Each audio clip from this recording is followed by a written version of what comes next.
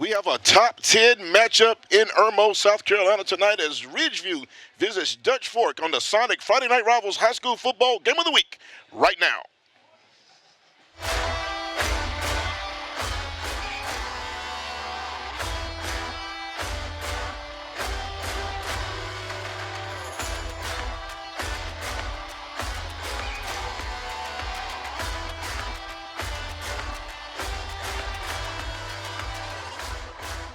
From Irmo, South CAC, Stacey Huff, Joe Cash, and Claire Foley, glad to have you with us. And we are underway. FNR Game of the Week, Week 3. Fielded at the 10-yard line. It is Sheldon Shine, it looks like, across the 25 to about the 27-yard line. Decent return. That's where Dutch Fork and young Jackson Knotts, the junior, Tom Knotts' son, will lead the Dutch Fork offense onto the field. We'll set you with the lineups here shortly, but talented teams on both fronts. Both teams are huge on the interior lines. They are. They're going to try to see who can win that battle. Knox, the quarterback we talked about. Wilson, the running back, starting. Warner, Stone Furry, Will Furry's son. Johnson and Betts, the wide receivers. O-line, Ford, McDaniel, Lorenzo, Roseboro, Hutcherson for Dutch Fork. That is your Stuart Law officer's starting lineup for Dutch Fork. And the first play is going to be a give up the middle. Nothing happening. Ridgeview stout on the line. That's going to be a gain of maybe a yard and a half on that play. Call it 2nd and 9. Good surge up front by the Blazers. We get you that Blazer defensive. Give Blair Allen, a senior defensive end, credit. He led a host of Blazers in there, short game. Get a lot of hats to the ball. Yeah, they gave him 2 on that 2nd and 8. There's Jackson Knotts right there on your screen. His first year starting. He can run a little bit. He can run just enough to keep you honest. He's primarily a passer. One back to his right. He's going to look left this time. High throw and hit hard on the catch. That catch is by Stone Furry. We talked about him. That's Will Furry, the Gamecock receivers coach. That's his son, transferred over from Chapin. A good hit for Ridgeview. We'll tell you about it in a minute. Blair Allen, the defensive lineman. We talked about him already. Madison Holmes, the D-line. Tony is a good one, transfer from Gray. David Tony at linebacker. Jaden Brown. We talked about Epps, and we'll get you the rest of those guys in a moment. Big third down play. It looks like Dutch Fork needed about 3, and they got 4. So it'll be first down for the Silver Foxes. That's the MUSC help. First down. We get you the rest of Ridgeview's starting defense in just a moment. There they are. Brayton Johnson, we talked about, that's Dutch Fork's Ridgeview's defense. Epps, Jones, and Grant, Smalls, Rush, and Kingston Lucas. Aaron Lucas, the girls basketball coach here, former Gamecock basketball player. Kingston Lucas starting as safety for Ridgeview. He just transferred over from Spring Valley. First down of the ball game. Dutch Fork has it at the 38. Jackson Knotts looking right, going up top. Man-to-man coverage over there. And somehow caught. 2 men were there. Caught. And that's Stone Furry. You got to wonder how that got through. Great throw, great catch, good body control by the senior Stone Furry. That's a huge play, Knotts to Furry, and that's another Dutch Fork first down brought to MUSC. We talked about the live arm of Knotts in our opening. Watch this pass, a little bit underthrown. There are defenders back there, but that ball just somehow finds its way to Furry. 42-yard pickup, and boy, Dutch Fork on the move in the red zone. Right at the red zone. Our red zone sponsor, Jim Hudson. Jim Hudson experienced it once, and you'll never forget our red zone sponsor. That right nose of the ball just inside the 20. Big play up top. First big play of the ball game for Dutch Fork. Looking left, now over the middle. Knotts is going to break the pocket. He thought he had some over there and slung down violently right at the 20-yard line. Looked like he had something there, but it was Drew Madison, the senior defensive end, who kind of shut the door on that one.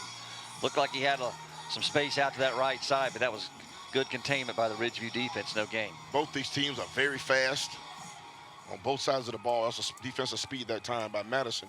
Going to be 2nd and call it 10. They're going to move the running back 28 over to the side, Kyle Henry, to the right side of Knotts. Tight end in motion. They use a lot of tight end motion, and this a little bit too much motion that time. Illegal procedure going to be called on Dutch Fork. They're going to take a little Michael Jackson moonwalk backwards right here. Excuse me, I want to interfere with that nice clean feed that time, Joe. That was a clean feed. Sounds good again this week, Stacy. Somebody who loves audio, good, clean audio like me. Man, that's good stuff. Gotta love it. He was kind of stingy with his words, though. I didn't cut him off much. He only said a little something. You did. That's head coach Derek Howard, a Ridgeview alum, led him to a state championship game while he was there, played at Morehouse, got a chemistry degree from Morehouse, and was coached all over the place, and was at Wilson before coming back to Ridgeview as the head coach. He was a former OC at Ridgeview under Perry Parks. Tight end in motion again, looking left. Oh, he had a man wide open. Jackson Knox just missed him that time, overshot the receiver. He was open in the seam, Joe. Right down the seam, ran the seam route that time, and when Knotts had him, there's Tom Knotts. See right there? There's Tom Knotts, 9 titles here at Dutch Fork. He has 7 in North Carolina, 16 total state championships. He's a Duke alum. He has a master's degree from Duke. Played a little defensive back at Duke. A lot of people don't know that. A little defensive back at Duke back in the day, but he's a known champion. Big play early here now. Ridgeview trying to get off the field after giving up the big pass. 3rd and 15. Knotts going up top. He had somebody open in the middle of that zone. No time to see him. Pressure by Ridgeview. That was 14 at 99 in there. DeJuan Franklin was there first, and they put the pressure on Knotts. And that's a great stand by the Blazers defense after the 42-yard explosive play. You'll see it again right here. Knotts just runs out of time. And really, it was number 99, big number 99 in there. Javon Holmes. Yep, he was the first one to get there. Yeah, Javon Holmes and DeJuan Franklin, outside linebacker. That's that speed, though. They just beat him to the punch off the ball that time. 4th and 25. That's a big recovery by Ridgeview. They turn it into a punting situation. So to get out of that with no points after giving up a huge pass play. Early momentum for the Blazers after that. Man, that was a big gut punch, that big pass. Trying to push punt it now, trying to pin them deep. Ball's going to bounce out of bounds inside the 10. Let's see where they mark it, Joe. Right about the 8-yard line. Ridgeview will take over right there. And the young sophomore replacing Trey Howard. Trey Howard had 5 toes dislocated last week versus Northwestern. And just a freak accident. A body weight coming down. His foot was in the wrong position. And the metatarsal, all 5 metatarsals were moved. He had surgery Saturday morning. He's out for the season. Young Trey Howard, Derek Howard's son, is his 3rd year as a quarterback for the Blazers. So it's Ashton Chapman, as we talked about in the opening. He's our player to watch on offense, and we talked with Coach Howard before the game. They had to obviously kind of scale back the offensive game plan a little bit, start from ground zero, but he played well last week against Northwestern. 10 for 17 last week versus Northwestern, 10 for 11 the prior week versus Fairfield Central in mop-up duty in the win. We'll see how they look. They're going to go up to the air first, and it goes to a playmaker, Coleman. Carter Coleman across the 20. Carter Coleman across the 30. Carter Coleman across the 40. Carter Coleman dragged down just short of midfield, and he can play. He's a Richmond commit. Carter Coleman, a D1 talent, down to the 49-yard line. Big play for the sophomore to get off early, and Coleman is a known playmaker. Talk about it, Joe. You see it right here. Just a quick, short pass into the middle right there, and oh, you see the speed right there. He turns on the jets as Coleman hits the perimeter. He's able to put a foot in the ground. 40-yard pickup, and that gets you out of a hole quickly. Big play by Ridgeview. Coleman had a big sophomore year for Ridgeview. Transferred to Blythewood last year, back for his senior year with the Blazers. That's an MUSC first down for the Blazers. Going up top early. He was well covered, but a good catch using the body to frame it. That's going to be a gain of about 3, but short, safe pass that time. Let's get a number on that receiver. I think that's 16. That is. For Ridgeview, Joe, that is Jordan Mack. We'll talk more about him. He's a first-year starter, but also a basketball player.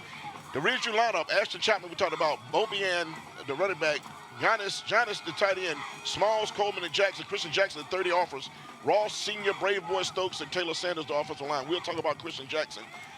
South Carolina, Florida, North Carolina all offered this young man, as well as Michigan State, number 4 in white.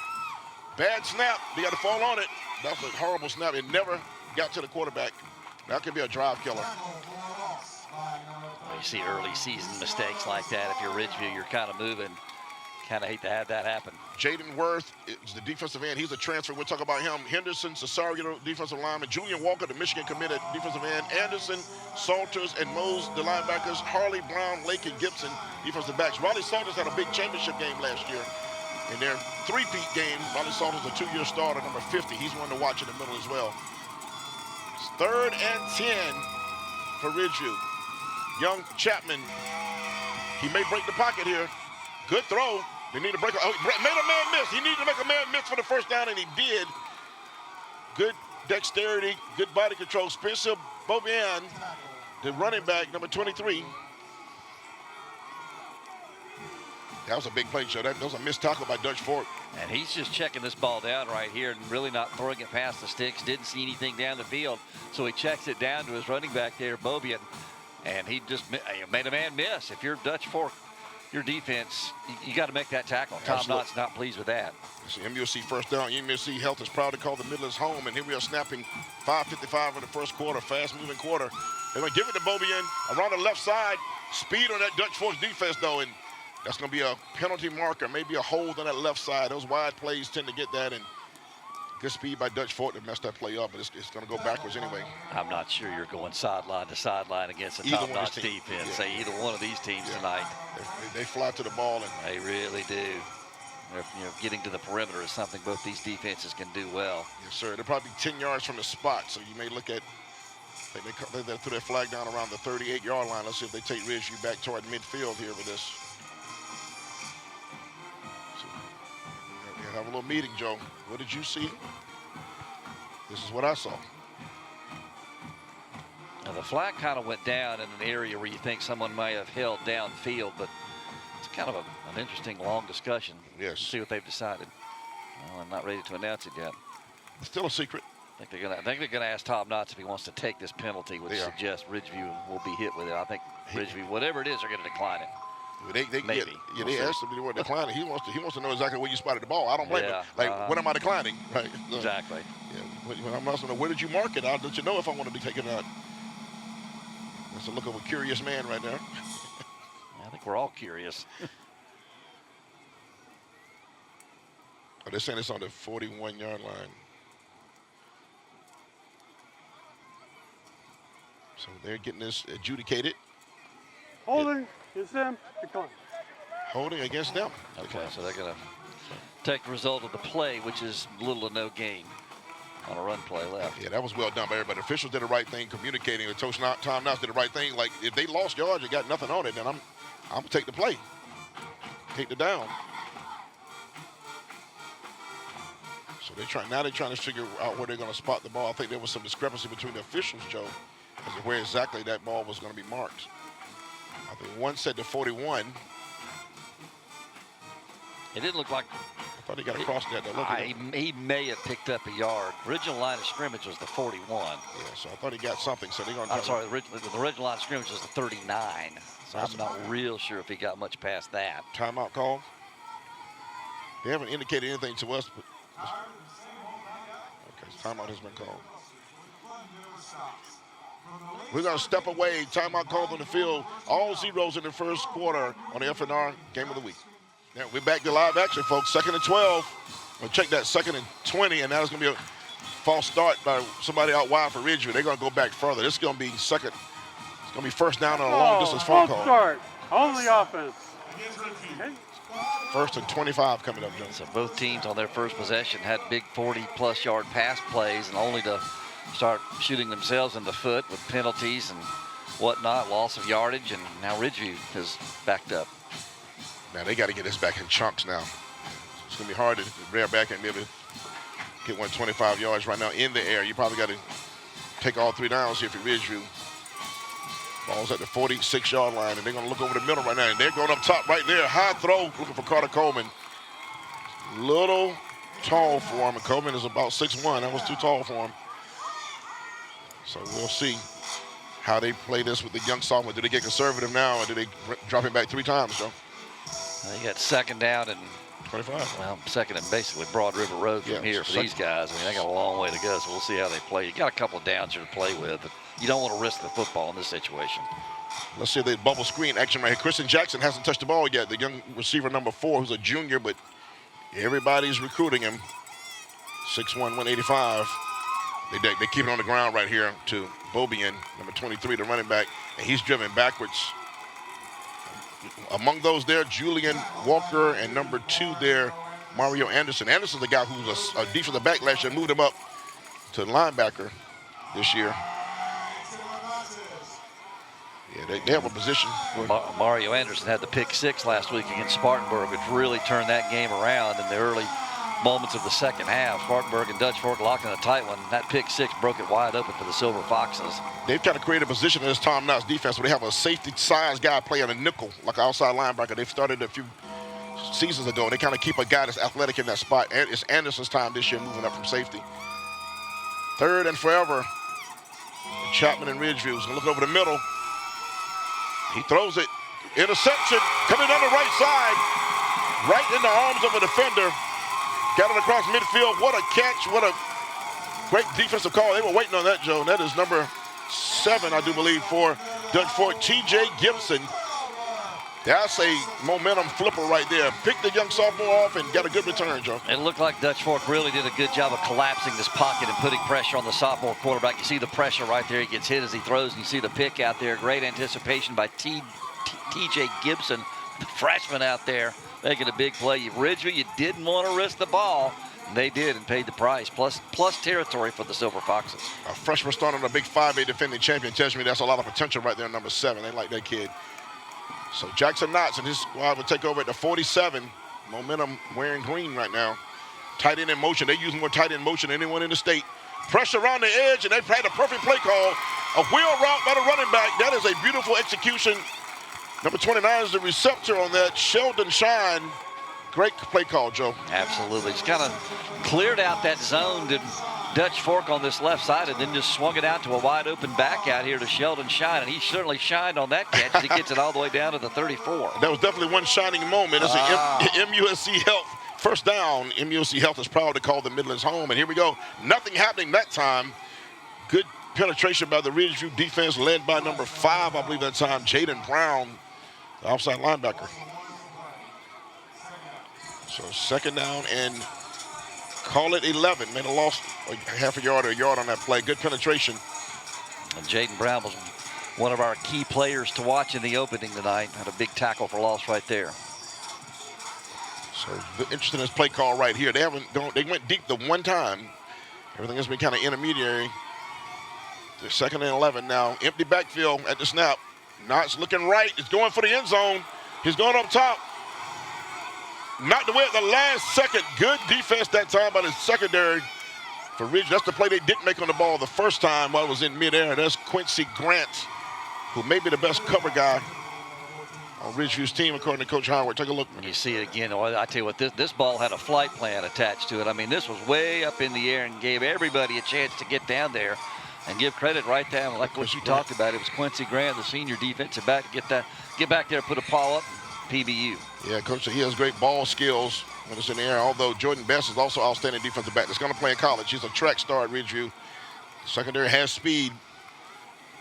Big play now for Ridgeview, trying to get off the field again. 3rd and 11. Knotts is going to throw it. Jackson Knotts looks left and nowhere to go. Around the left side came young man that transferred from Great Collegiate, Devon Tony, the senior. Take a look, Joe. Watch him. He just beats the tight end right here. I mean, this is just a wow. big brush. He just gets right around the tight end there. No chance to stop Tony as he came on that edge, off that right edge over there. And it's a big sack. And now once again, Dutch Fork, promising field position, but can't convert. Only a junior. Young man has a bright future. He's getting some looks. His dad is a coach on this squad as well.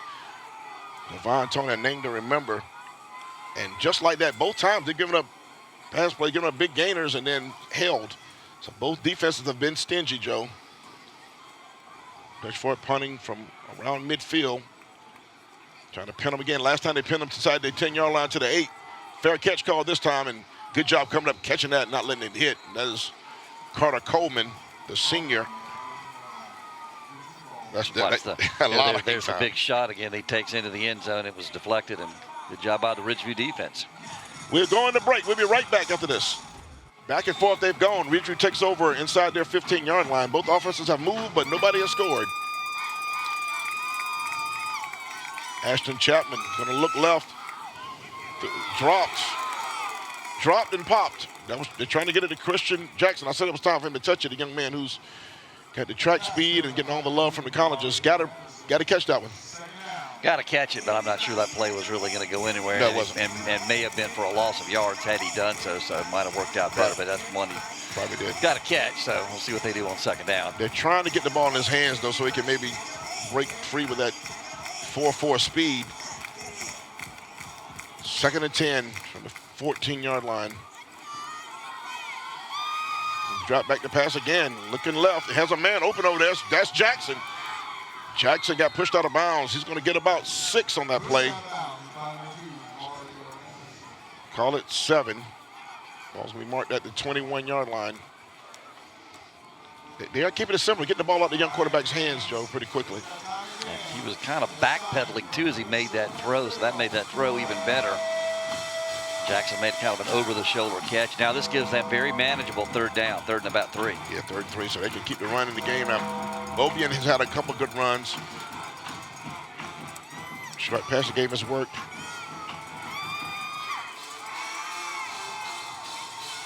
Gonna give, room, move in the hole. That's a good move in the hole for the first down that time. That might be Bobian, I believe it is. Number 23, Spencer Bobian. That is a good move. MUSC first down, Joe. That made the difference. I like Spencer Bobian. I mean, earlier he took a little check down pass, made a move on a defender, picked up a first down. This time he takes the handoff straight up the gut, does the same thing, makes a man miss, and he's able to lean forward and pick up first down and move those chains for the Blazers. Yeah, MUSC first down. Both teams have racked up a few first downs. They just have stalled across midfield. Just said the play calls now. There's 3 wides to the right of Chapman. He's going to look that way. And it's going to be Jordan Mack, young man who's coming on in the senior season. He gets about 6 on a short throw and a nice run. Once again, Dutch Fork really not good in the tackling department there. That really shouldn't have gone for, I want almost 8 yards. I saw this kid, Jordan Mack, come off the bench on the Ridgeview basketball game and have one of the best dunks I saw all season last year in basketball. He's an athlete. Played some at wide receiver, but backed up Jordan Gidron, who's at USC as a Gamecock now. So he gets to step out now in the starting role. He's having a big senior season. Has 4 catches over 30 yards this season. Over 50, excuse me. Big plays. Yes. Looking left now, Chapman, bubble screen. Christian Jackson trying to split the defender. He does. If Jackson gets to the outside, Christian Jackson, track speed still going. Uses the strength, folks. He gets across midfield. And they think the ball came out. They're judging like the ball might have come out at the end of this. Referees do not agree. Fighting for extra yards sometimes is how it comes out, but it is. This is terrific athleticism by Jackson. Watch him take the short pass right here. 2 doesn't get there in time to make a play. Another missed tackle right there down the field, and Jackson's just able to put a foot in the ground and get into plus territory and pick up some big yardage. And MUSC first down. I think that ball did come out to an end, but he fell on it. I think at the very end, it got loose. He took the hit by Riley Salters, the linebacker, and kept trucking.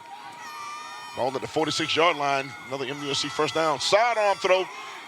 Good tackle coming up for the secondary by Dutch Fork. Short gain. That's number 15. Joe, give him some love. Amari Hartley. And how about the arm angle?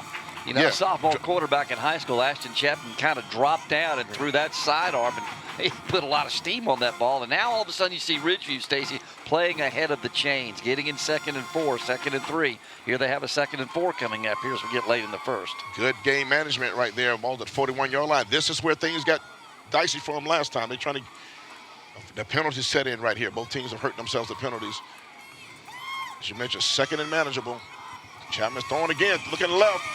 Oh, threw it late over the middle and almost caught, almost intercepted and almost caught. That was dangerous. Well, Riley Salters is going to see that in his dreams tonight. I mean, the middle linebacker there for Ridgeview, you'll see it right here. You see Salters got it frustrated. You'll see the pass right here. You say it throwing over the middle right there. That's hit him in the arms. Yeah, kind of. That was on him in a hurry. And then almost the deflected catch. Like Chris McDonald might have been the young man, almost got it. This is another big play, 3rd and 5. You can run it here if you're thinking 2 downs. 4 wides in the formation. McDonald's in motion. They gave it up the middle. This is their man again, trying to drive those legs. This time they stopped and Bobian did not push the pile. It's going to be 4th down and about 1.5 yards, Joe. I think they're going to go for it, too. I would if I'm Derek Howard. Yes, sir. But I don't know that they'll do it in this quarter. Right, that's the thing. You go, that's a win. Giving up a couple of big plays, you walk out unscathed on the road against number 1. Let's see if they snap it right here. Could be wrong, though. They might snap it before the quarter ends.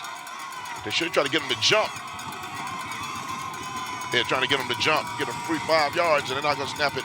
And that's how the first quarter will end, folks. It's been a well-played, exciting first quarter here from Irmo, South Carolina. Dutch Fork, Ridgeview playing all zeros. Stay with us, folks. Second quarter action coming up on the Sonic.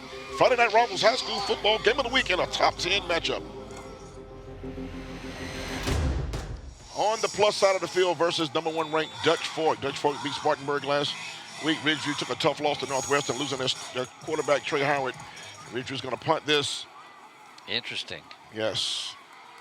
Punting, and the key. They hit a Dutch Fork player. They hit the back of a Dutch Fork player. That should be Ridgeview ball inside the 5. It should be, because it didn't touch a Ridgeview player before that.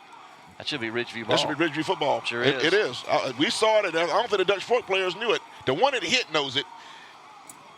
And the Ridgeview players, they were surprised. We saw it hit his back because it stopped. The ball would have gone to the end zone had it not hit him. Ridgew's going to take over inside at the 5-yard line. Take a look, folks. Watch this. You call it, Stacy. I mean, just running down the field, doesn't see where the ball is, trying to get there. Yep, trying to get the block, and you see it, and that's no question about it. And then the heads-up play by Ridgeview to fall on that ball. And that's why you're Derek Howard. You punt the ball right there. There you go. We won it. I thought it was fascinating that he was going to punt that thing on 4th and short on the plus side, but worked out great for the Blazers. They've got a goal to go. Yeah, it looks like a battle of attrition and battle of field position. I don't think they think Dutch Fork can score on their defense.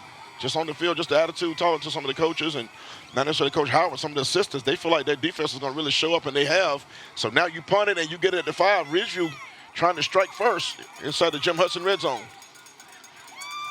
Chapman's going to give it to Spencer Bobian. Spencer Bobian, his knee touched at about the 1.5-yard line. That's a good surge up front by Ridgeview, though.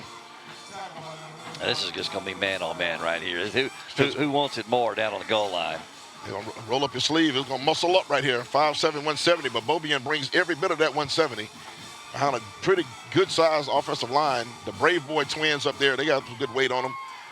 A couple other good standouts on that offensive line, and we'll see if they punch it in right here. 2nd and 1. Man in motion. Bobian is inside the end zone. That's going to be a Ridgeview touchdown. Touchdown Blazers strike up the Ridgeview fight song. They're going to take the early lead on Dutch Forks Field. Spencer Bobian, who's played well this first half, and that offensive line, what a job, Joe. Talk about it. Yeah, they just moved people out of the way right there. Let's give some love to the big guys up front. Yeah, it was they too did easy. A good job right there. Bobian's into the end zone, and the turnover cost Dutch Fork and cashed in by the Blazers for the early lead. That's an SCDC first down. South Carolina Department of Corrections brings you out touchdowns this season. Then what you know, they're hiring statewide. Discover a rewarding career at joinscdc.com. Extra point is good. Hands to the sky. Ridgeview 7-0 over Dutch Fork. It's an early surprise. We'll step away. Dutch Fork trying to answer when we come back on the FNR Game of the Week. And the kickoff is underway.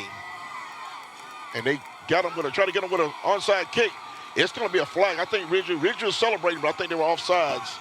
And the ball didn't go, might not go 10 yards before it was touched either. We'll take a look at it again, but that's not going to stand, I don't believe. I don't think so either. But it was definitely recovered by Ridgeview, but I think the means that it happened is going to be on the flag side of things. And you see the DJ here playing the Jeopardy music as they're talking. We've had some meetings now. They're having some conversations out there tonight. The kicker tried to ward off and shield off almost like boxing out in basketball. But you can do that. That is legal, I believe. But the ball had to have gone past the 50. Had to go past the midfield stripe. I'm not sure it did that. Before they could have touched it.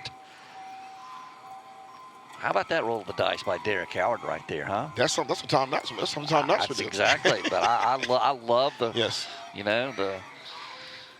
One thing I'll tell you, both these teams duck no smoke.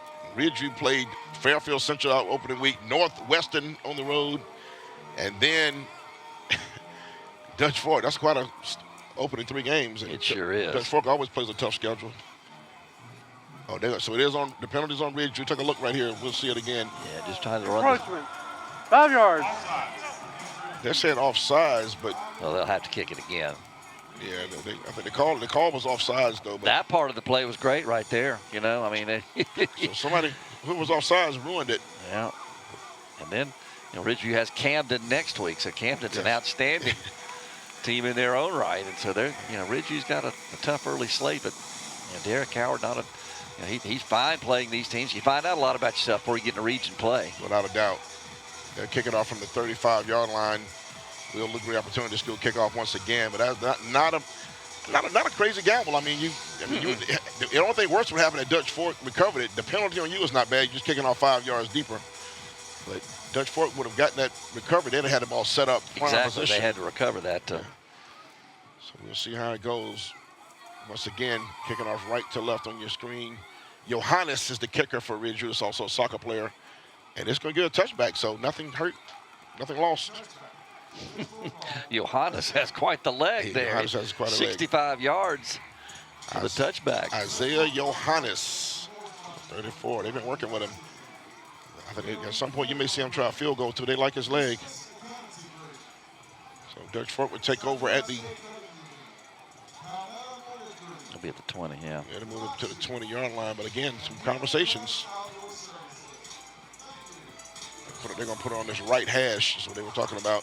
So Jackson Knotts, the junior quarterback, and only his second start. Check that. Third start. Sometimes it's hard to remember who played week 0 and who didn't, but young in his career. They're going to give this time around the right side. Good job blocking, a lot of room. This might go. Speed on speed. And that's just a great run. Great job up front blocking. MUSC first down for Dutch Fork. What a big gainer on the ground. Just a quick hitting run play to get to the perimeter in a hurry. Oh, that was impressive. You saw it right here. Watch the good blocking up front. They just wanted to get Sheldon Shine to that perimeter, get him to the corner, and he's able to get there 34 yards. And well, when you're down 7-0 and kind of on your heels a little bit early, that's what Dutch Fork needed to happen. Sheldon Shine showing the Jets, and that right side of that line just engulfed. Yeah. Defensive line. Ball's at the 46-yard line. That's a MUSC first down for Dutch Fork. 2 wides in the formation, tight in their motion again. They do this most plays. They'll come around this right side and nothing happening. What a penetration by the defensive line for Ridgeview. Once again, 42 breaks through. Drew Madison, Joe, he's having himself a ball game. He sure is, the senior defensive end. I mean, he just blew through there like he wasn't even blocked and gets the big tackle for loss. You'll see it right here. Well, just no resistance up front, and he's able to snuff out that play quickly. That's what you want if you're Ridgeview. -4 on that play. Hey, the celebration was okay, too. I ain't mad at the celebration. That's all right. Back and just like that, a 4-yard loss. Both these defenses are big, physical, and fast. That's why we only have a 7-0 score, but Dutch Fork trying to find some kind of rhythm on offense. They really haven't done that other than the big 42-yard pass play to start the game. Empty at the time of the snap. He's going to look down the middle. Look down the middle at first. I thought he had a guy, but the pocket collapsed around him. He's going to pick up about 1.5 yards. I'll call it 2 yards on that, but good penetration by Ridgeview around the ends. Jackson Knotts was really scouting the field. You'll see it right here. He steps up in the pocket, then decides maybe a little bit too late to take off with it. Thought he might have had a chance early, but you want to give the play a chance, but he's not able to get out of there. Still is able to pick up 2. Blair Allen, number 44, has been mentioned quite a few times as well. He's done a good job on that left side over there, he and Madison. It's going to be 3rd and 12, a passing situation for young Jackson Knotts. See if he goes to Stone Furry right here. He's throwing it up again. It's going to be a flag. You know what? It was an unnecessary flag. They're going to get the defensive back, Kingston Lucas, the safety. He didn't have to do it. He grabbed the receiver around the 25-yard line, and it was an easy call, but it was so overthrown. It's going to be an automatic first down for Dutch Fork. Defensive holding. I guess he thought he was going to be beaten. He might have gotten beaten, but the ball was way out front. You know, you're taught though if you're going to get beaten for a touchdown, you might as well just grab somebody. Yeah. You'd rather take the penalty than get beaten into the end zone. Especially in high school and college, it's a spot foul as opposed. I mean, it's a 15-yarder no matter where it is. In NFL, it's the spot. So no matter where you get a defensive or holding penalty in. Well, it's only 10 yards, and it's still going to be 3rd down, though. Yeah, because it was holding and not passing. Right. So, exactly. So it's just 3rd down and 2. So now this puts it in the case where you might see a little Sheldon Shine right here. That right side has been good to Dutch Fork, Joe. So if they go there again on 3rd and 2, as they try to get somebody to move, he didn't come across the line. That was a good hard count by Knotts. And there it is. They did try the left side. You know, not only did I know it was coming, but Ridgeview did too. That right side is where they went last time they needed a play, and I think Ridgeview. I don't think Shine got there. He didn't. They were waiting on him on that side, Joe. I thought they might try this right side. This has been good to him, but Ridgeview apparently got the message as well, and he's going to be a yard short. He is, and give credit on that tackle to Devon Toney. We've already seen him involved in a couple of big plays here tonight. A big sack early.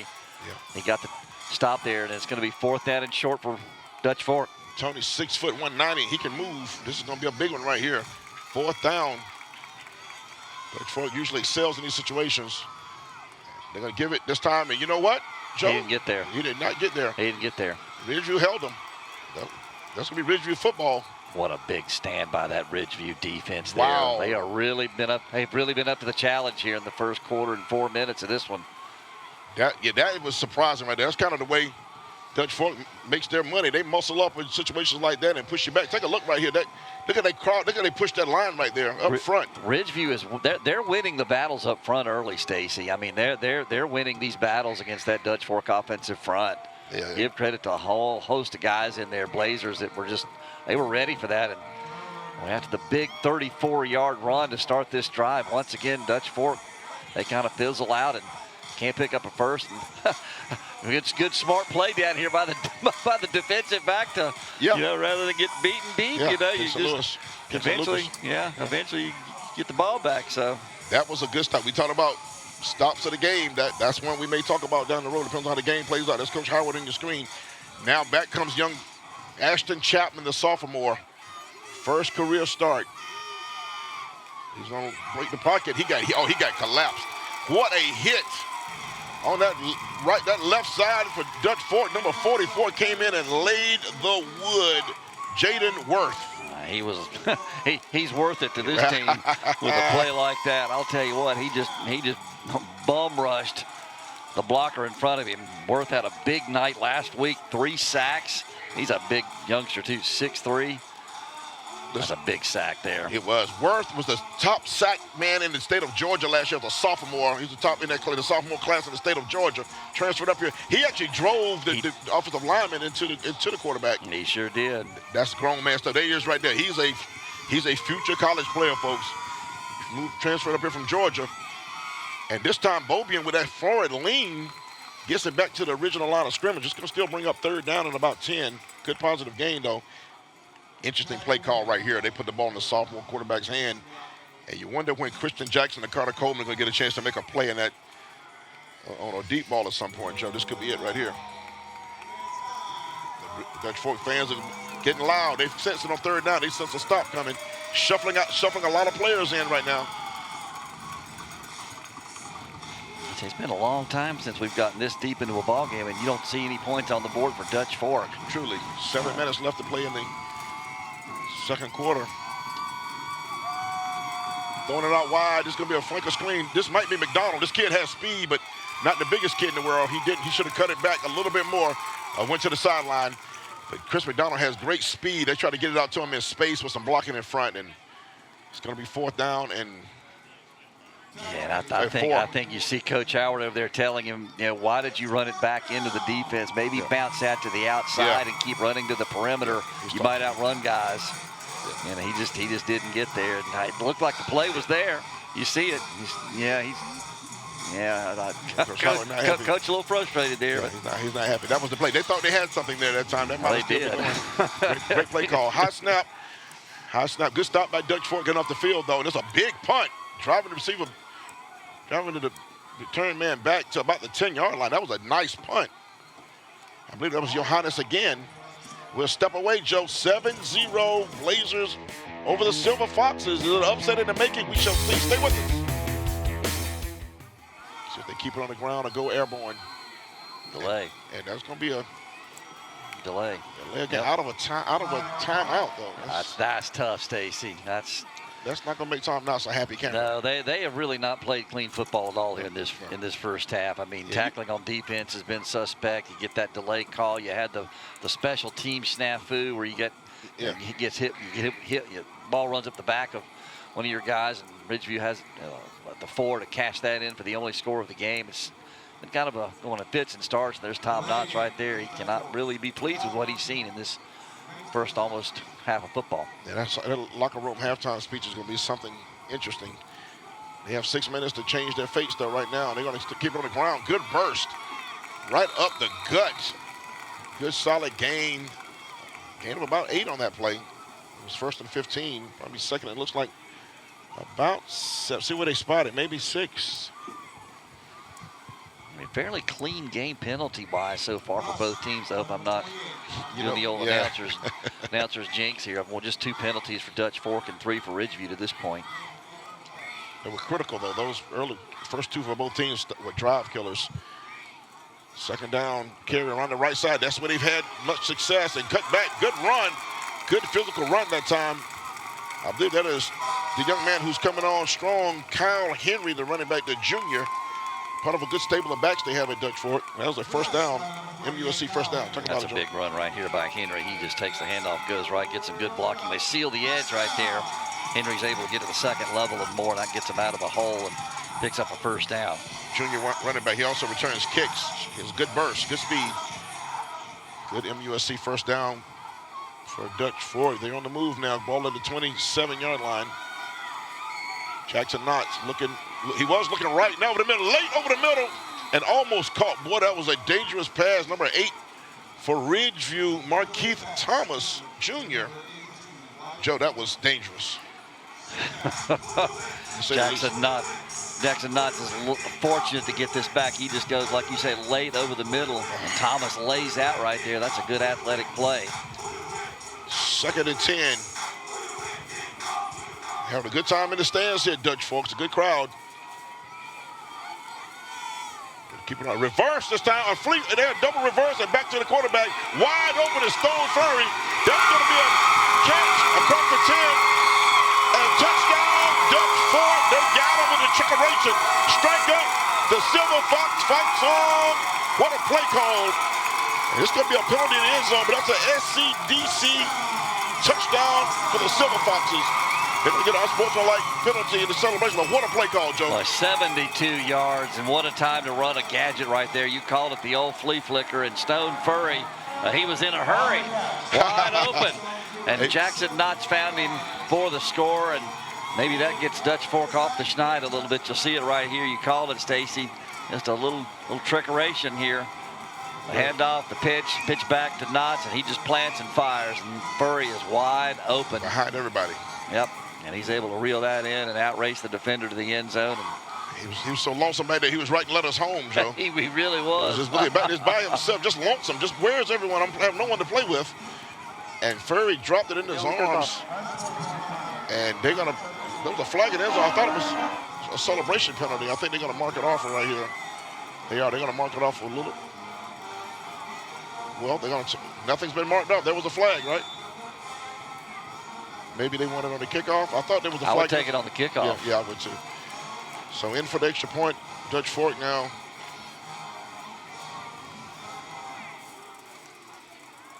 Look at Brad O'Leary.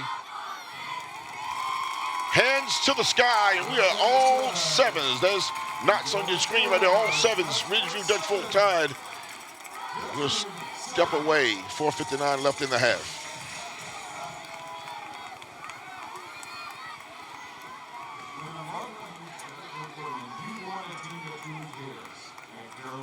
You see it once again. Yeah, right there, Joe. Talk about it. You see, he had to wait for it a little bit. Had to wait just a little bit, but I mean, he had gotten so far behind the defender, it really didn't matter a whole lot. They had him absolutely fooled, Joe. They just had to execute the play, and that's what they did. And that's an 89-yard drive for Dutch Fork, and they did it in just 4 plays, not even 2 minutes off the clock, barely a minute and a half. Props to the offensive staff over there for Dutch Fork. That was a great play call at just the right time. Took advantage of a very aggressive defense. They flicked the fleas off that time. And wide open, Stone Furry, I mentioned earlier, he's the son of Gamecock wide receiver coach Will Furry. They came down from, he was at Gaffney his first year. Played a couple seasons at Chapin, and now transfers over to Dutch Fork for his senior season.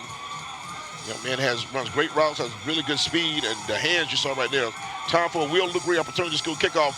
Dutch Fork has tied it all up. They'll be kicking off from the 25 because of that penalty. That's exactly what I'd have done. Coach Howard decided to penalize him on the kickoff and try to get better field position.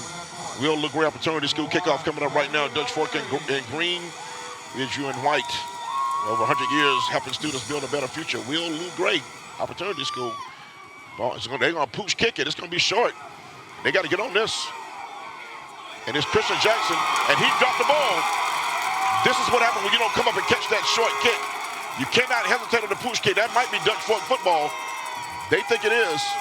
No, it's not. They Ridgeview barely got on it. Well, that is fortunate for the Blazers, but how well executed was that by Dutch Fork? They just put that ball into no man's land, and after 10 yards, that's a free football, and that's just rolling around out there. You never come up with the ball right there, then they run into each other. Christian Jackson really didn't get a chance to handle the football, and now it's anybody's ball. But Dutch Fork, unfortunately for them, even though they executed that well, not able to come up with that. Fortunately, on the converse side, on the opposite side, Ridgeview, they're able to save their bacon right there, literally, not give Dutch Fork a short field. So yes, that could have been a serious momentum change. Right now, momentum is in the balance. Ridgeview needs to get a couple first downs because Dutch Fork is coming downhill. 4:52 left in the half. Young Chapman at quarterback, the sophomore, looking over the middle. He's got to get rid of it. He's had the happy feet. He breaks containment. That defense is too strong and too fast, and you can't stay back there forever. Got to get out of that pocket. Good job up front by Dutch Fork. It'll be a loss on the play. Boy, that flea flicker has really changed the momentum in this game. I'll tell you what, right here, if you're Ashton Chapman, if you don't have the first read, get rid of it or get out of there. You're just not going to have the time back there to dance around, try to buy time against that Dutch Fork front. He had to hold on to that ball to make sure they didn't rip that out of there, too. That's 93, Jaquan Henderson, 6'2", 215, D lineman. He's fast. He got in there in a blink of an eye. 2nd and 13. Obiena to the left of Chapman. He's going to run the right side, trying to use his speed. He gets upfield a little bit. He's going to get a little positive gain there. Get some of that yardage back. Some of that yardage back is going to bring up 3rd and probably about 9, Joe. Put the young quarterback in a pass situation again. You really don't want to give the ball right back to Dutch Fork after they just hit you with that electrifying gadget play to tie the game. Here's we move towards the end of this first half. So love to pick up a first down and move those chains and kind of settle this thing down a little bit. 4:01 left in the half. The crowd getting louder beneath us here. We're on the Dutch Fork side, behind the press box. See if they go to the air here with the sophomore quarterback Chapman. He's going to look over the middle. He has a man caught for the first down. That's respecting their speed. They have cushion over there because they're respecting the speed. That looks like Jordan Mack. Number 16 might be on that catch right there, the senior. How about that job that time right there by Ashton Chapman to scramble around and extend the play and give Jordan Mack, Jordan Mack comes back and gives him a target just past the chains, and that's a massive first down if you're Ridgeview. That is huge. That is an MUSC first down and right on time to try to hold off the charging Dutch Fork Silver Foxes. Ball's at the 37-yard line. They're going to give it to Bobian again. Nowhere to go. Green jerseys everywhere. They had a team meeting on Spencer Bobian right there. Who's coming? They had a team cookout. What you bringing? Everybody was there. Julian Walker, the Michigan commit. They had a whole bunch of his posse there with him. Number 8, that's a specimen, folks. He really 8 is. right there. You wonder how did he get out of the state, though? He got, no diss on anyone because both major schools here recruiting well. I'll tell you how he got out of the state. Yeah, we know how he got out of the state. Looking left now to Chris McDonald. McDonald trying to use his speed. This time he gets outside, Joe. You see, this time after he got lectured, he went to the sideline that time. He did, exactly. What we talked about earlier. Yeah. Bounce that thing to the perimeter and make them come get you. Get it to the outside, and he's able to pick up some yards. I'll tell you why he got out. What color does Dutch Fork wear? Green, right? Right. You stayed away from there. You stayed away from the side. I tell you what, Coach got in his ear after that last time he cut back. He did. They're getting McDonald involved. He has track speed, so a lot of speed on this offense of Ridgeview. 3rd and 5. Sidearm throw again. There was a little contact. They're not going to call that. Jordan Mack, he got there a little early, Joe. I thought so too. Got there a little early. That was. Oh, that's not Cole Martin. They changed jerseys. We should have alerted our truck. That's T.J. Gibson who changed jerseys after his first interception. That's still this freshman with a great cover play. I thought he got there a little early. I think Dutch Fork a little fortunate right there. He's right in his hip pocket. Made the contact, I thought, early, but Now, still, if you're a Ridgeview, you at least got a first down before you have to punt the football away. Now, maybe you can flip the field if you're the Blazers. Yeah, they got a really good kick last time from Johannes. Isaiah Johannes. And this time he kicks a low one. He wants to bounce on this one, and it checks up. Oh, if you're Dutch Fork, get away from that. Right, why would you run toward that football? Get away from that ball. They've already had a miscue on a punt already. If you're not, either you got to catch it or get gone. Or get away. There's no in between on a punt, man. They're all around that football like it's, this week's Powerball ticket or something like that. They all wanted it, and then they jumped away from it. It's like, what? Coach Howard over there trying to think of calling up trying to dial up some stuff here. The defense has played well. Dutch Fork trying to score now with 2:15 left in the half. And it's going to be Jackson Knox looking at the misdirection. He looked right and looked left. It was set up to be a bubble screen. Going to be a short game, but they tried to set it up as a misdirection and come back to the left side to Braden Johnson, one of the team captains, a senior running back. He did have that set up as a screen. Had it well developed, too. Yeah. Just couldn't hit it for the big one. And he kind of bobbed a little bit on the catch, too. But Ridgeview, again, speed to the ball. 2nd and 8. Clock's running. They're going to keep it on the ground right here. That right side has been good to him and just nowhere to go. Dancing and good tackle at that time by number 1, Quincy Grant. Oh, he did a good job to set the edge there, too. Yeah. Not let the running back get outside of him where he didn't have any help. Yeah, Grant and Best, I mentioned, they're 2 best, most experienced defensive players. Coach Howard made a point to mention both of those guys who've been, part of their program for a minute and really having big years this year, as well as Kingston Lewis, who transferred from Spring Valley. Those guys. Well, Dutch Fork does not seem like they're in any hurry here towards the end of the first half. Ridgeview still with all 3 timeouts, and they'll get the ball first coming out too. Will the Blazers? That's interesting, isn't it? It really looks like 105. You're either going to go up top now. They may have another one of those 42-yard plays in the pocket. They've hit them with a couple of big pass plays, and there's going to be a timeout called by Ridgeview at 58.2. They want to save a little bit of this time, save a little bit of this clock. Hopefully, get a stop on 3rd down if you're Ridgeview, and then get the ball back with maybe a little bit of time to work with. So 58.2, under a minute. Let's go down to Claire on the sidelines. Claire, what's going on? Guys, with 3 state championships, 8 total, 3 of those straight as a program, the Dutch Fork Silver Foxes have had a lot of kids who graduate to go on to succeed at the next level. That includes Clemson star wide receiver Antonio Williams. Well, Williams held a free camp over the summer. He told me that it was really important to him to come back home and give back to the town and school that gave him so much. Head coach Tom Knott says that Antonio is a great role model for these kids to look up to. And on top of the free camp that he offered, he also donated $10,000 back to the school. Guys. Thank you very much, Claire. That was a great story. It's good to see those student athletes when they come back and show love to their program. Look at that. Smells like teen spirit. That's the band. The band plays on. The chicken dance. That's it. You can't beat the chicken dance, man. I heard that many times in 21 years at Coastal. That's right. You can't. Right. Of course you would have. That's right. That's one of y'all's things over there. Joe Cash, if you didn't know, folks, longtime radio play-by-play voice of the Coastal Carolina Chanticleers. I said it right, didn't I, Joe? You did. You did. I give you kudos for that. There's a lot of people. I said there were some years where I had it wrong. I had to learn about it. And they're going to keep it on the ground. Very conservative play calling here by Dutch Fork. Is Richard going to call another timeout right here? Maybe they do. He's a yard short. Yeah, I wouldn't call it, though, because there's 3rd down coming up. Yeah, Richard's going to let it play out, too. I think both teams. This is interesting. That's mutual respect. Is that a sign of that, Joe? Mutual respect. Both teams just kind of saying 7-7. We'll go and come back out and play the second half and see who can win in 2 quarters. That's kind of, it's interesting. I mean, the game clock, they have to snap it or do something. They're going to call a timeout. The play clock is shorter than the game clock, so they're going to have to do something here, like call a timeout right and maybe punt it. They're going to call a timeout. Yep, there it is. Coach Knox just gestured right there with 5.6. That's Coach Howard is saying, okay, that's how we're going to play it. And Coach Knox makes the move.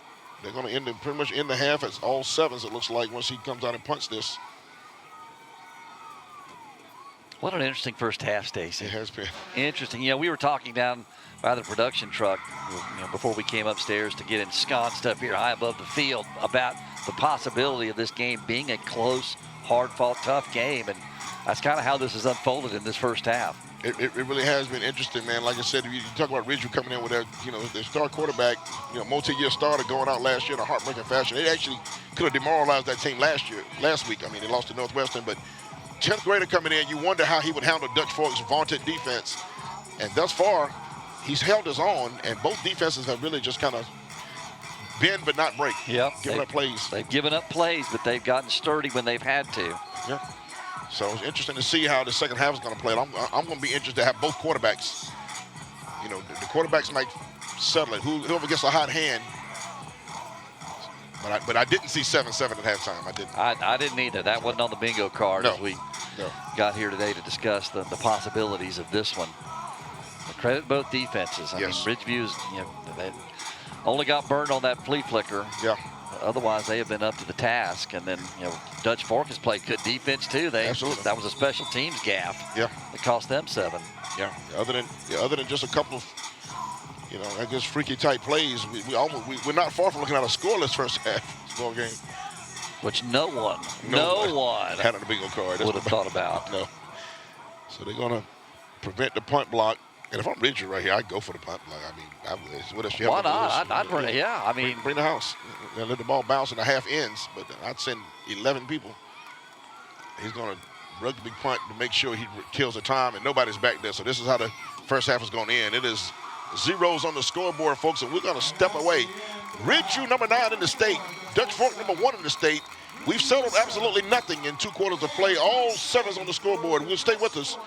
And how did we get to all 7s? Well, I'm glad you asked. We have a moving picture show to explain how we got there. Joe, take it away, sir. Roll it. Yeah, a lot of interesting highlights here. You see Ridgeview back here. You see Ashton Chapman throwing the interception right there. Dutch Fork's able to get the pick. That doesn't lead to a score. Now, here's the biggest play for Ridgeview in that first half, the punt. But the Dutch Fork defender, they don't see the ball, bounces off the Dutch Fork guy, recovered by Ridgeview. You'll see it right there, right off that left shin, it looked like. And then he just handed it to Spencer Bobian, and he does the rest from a yard out. 7-0 in the second quarter for Ridgeview. Now here comes a little chicanery by the Silver Foxes, the flea flicker. You got Stone Furry, 71 yards from Jackson Knotts with 4:59 left in the first half. Big play right there. Got Dutch Fork on the board to tie the game. Extra point made it 7-7. And Stacy, that's about all we got. A lot of defense. Receiving the ball first. Will McGraw Opportunity School, 100 years, helping students build a better future. Fielded inside the 5-yard line. Is going to be run back. This is Christian Jackson. They did a good job getting a hand on him. He kicks out of that, and Christian Jackson gets to the side. Folks, we got a track meet. This is a state track champion. It's got one man to beat him, and it may be a flag down. Christian Jackson is going to get in the end zone, but there's a flag down. I think he may know it.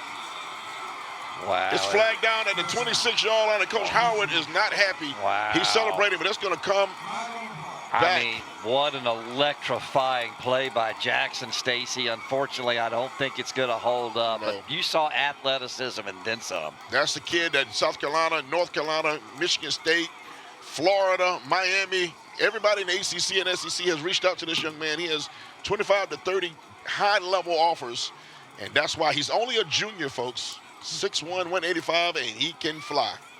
State track champion at Ridgeview.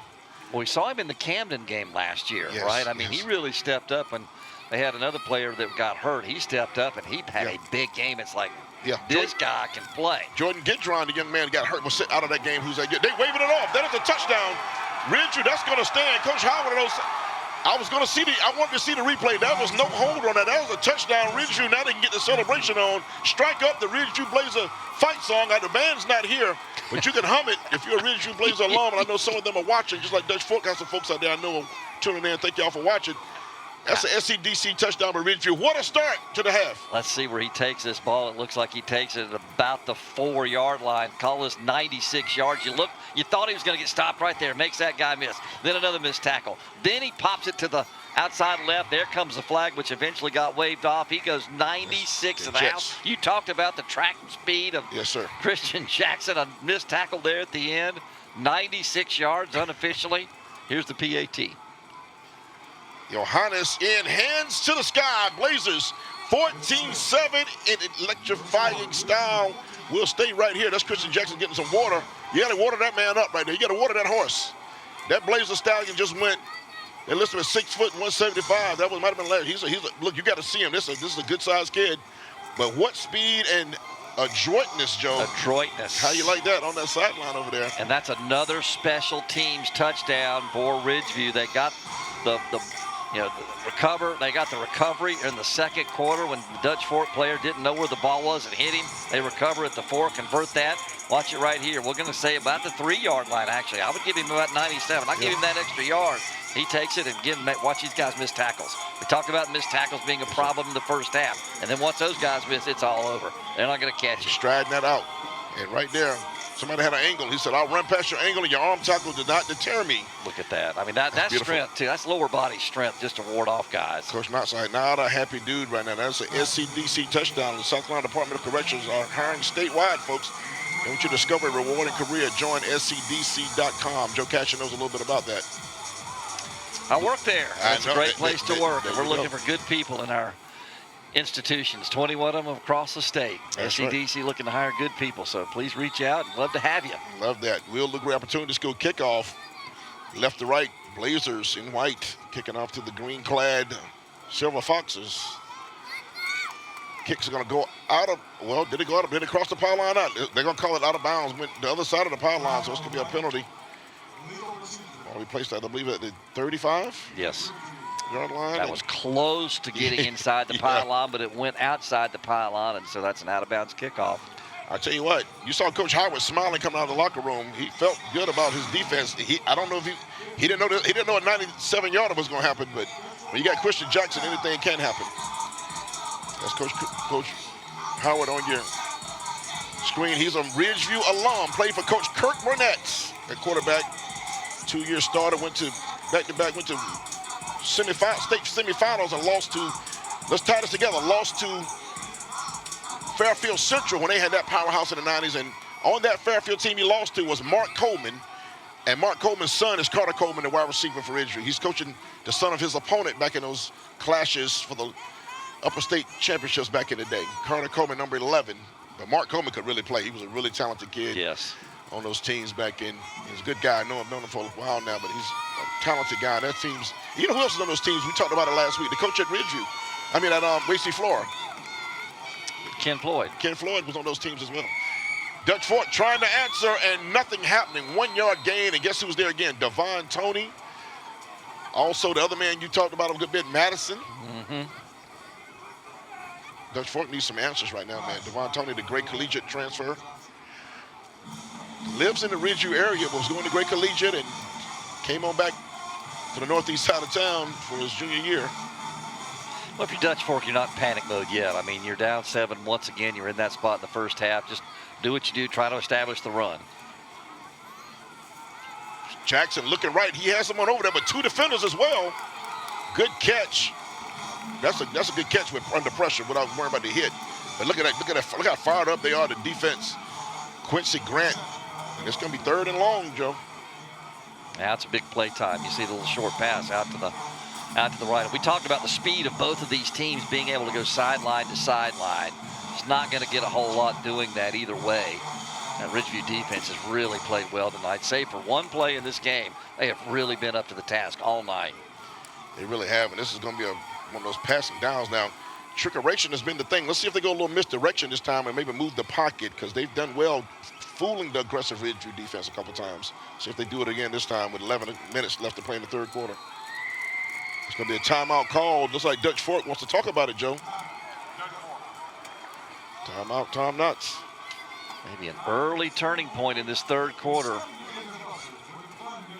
Well, let's step away, folks. 11:01 left to play. 14-7 Ridgeview with a touchdown lead over the number 1 ranked Dutch Fork Silver Foxes. Come on back. Yeah, they're going to sit back and play pass coverage, and that's a nice play call. They got a man in the center in the middle of that zone. That's a great play call. Good throw, good catch.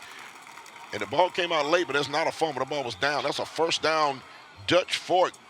Great play. We got a player down a little bit. Let's see if he's, yeah, get him up there. That's Sheldon Shine holding his right shoulder.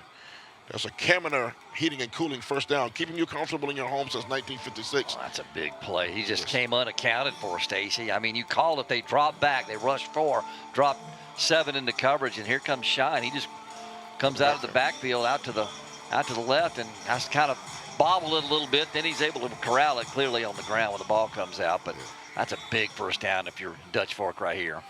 Yeah, I tell you what, they caught him in it again. That's one of several times they caught him in the wrong defense at the wrong time, or the right defense. A great play call by Dutch Fork. Empty backfield, man in motion at the snap. Knotts threw it in traffic, and that's a good arm. He zinged it in, and that's another first down. Threw a strike to the 33-yard line, and Dutch Fork is on the move. Got Will Furry there. That is a Kaminer Heating and Cooling first down for Dutch Fork. That is a great. He might have dropped it down a little bit, but he slung it in there. In a tight spot, Joe. Well, Stone Furry, he was rock solid on that catch right there. Okay, now. Okay, Joe. I'll have a little fun with old Stone Furry here tonight. Makes a big first down catch, and that third down conversion has seemingly ignited Dutch Fork. You're out punting me right now, okay. 10:22 on the rolling third quarter clock. One man to the right. Henry back in again. He had Henry out to the flat, and now he's going to be flushed out of the pocket. Jackson Knotts pushed out of bounds at about the 33-yard line.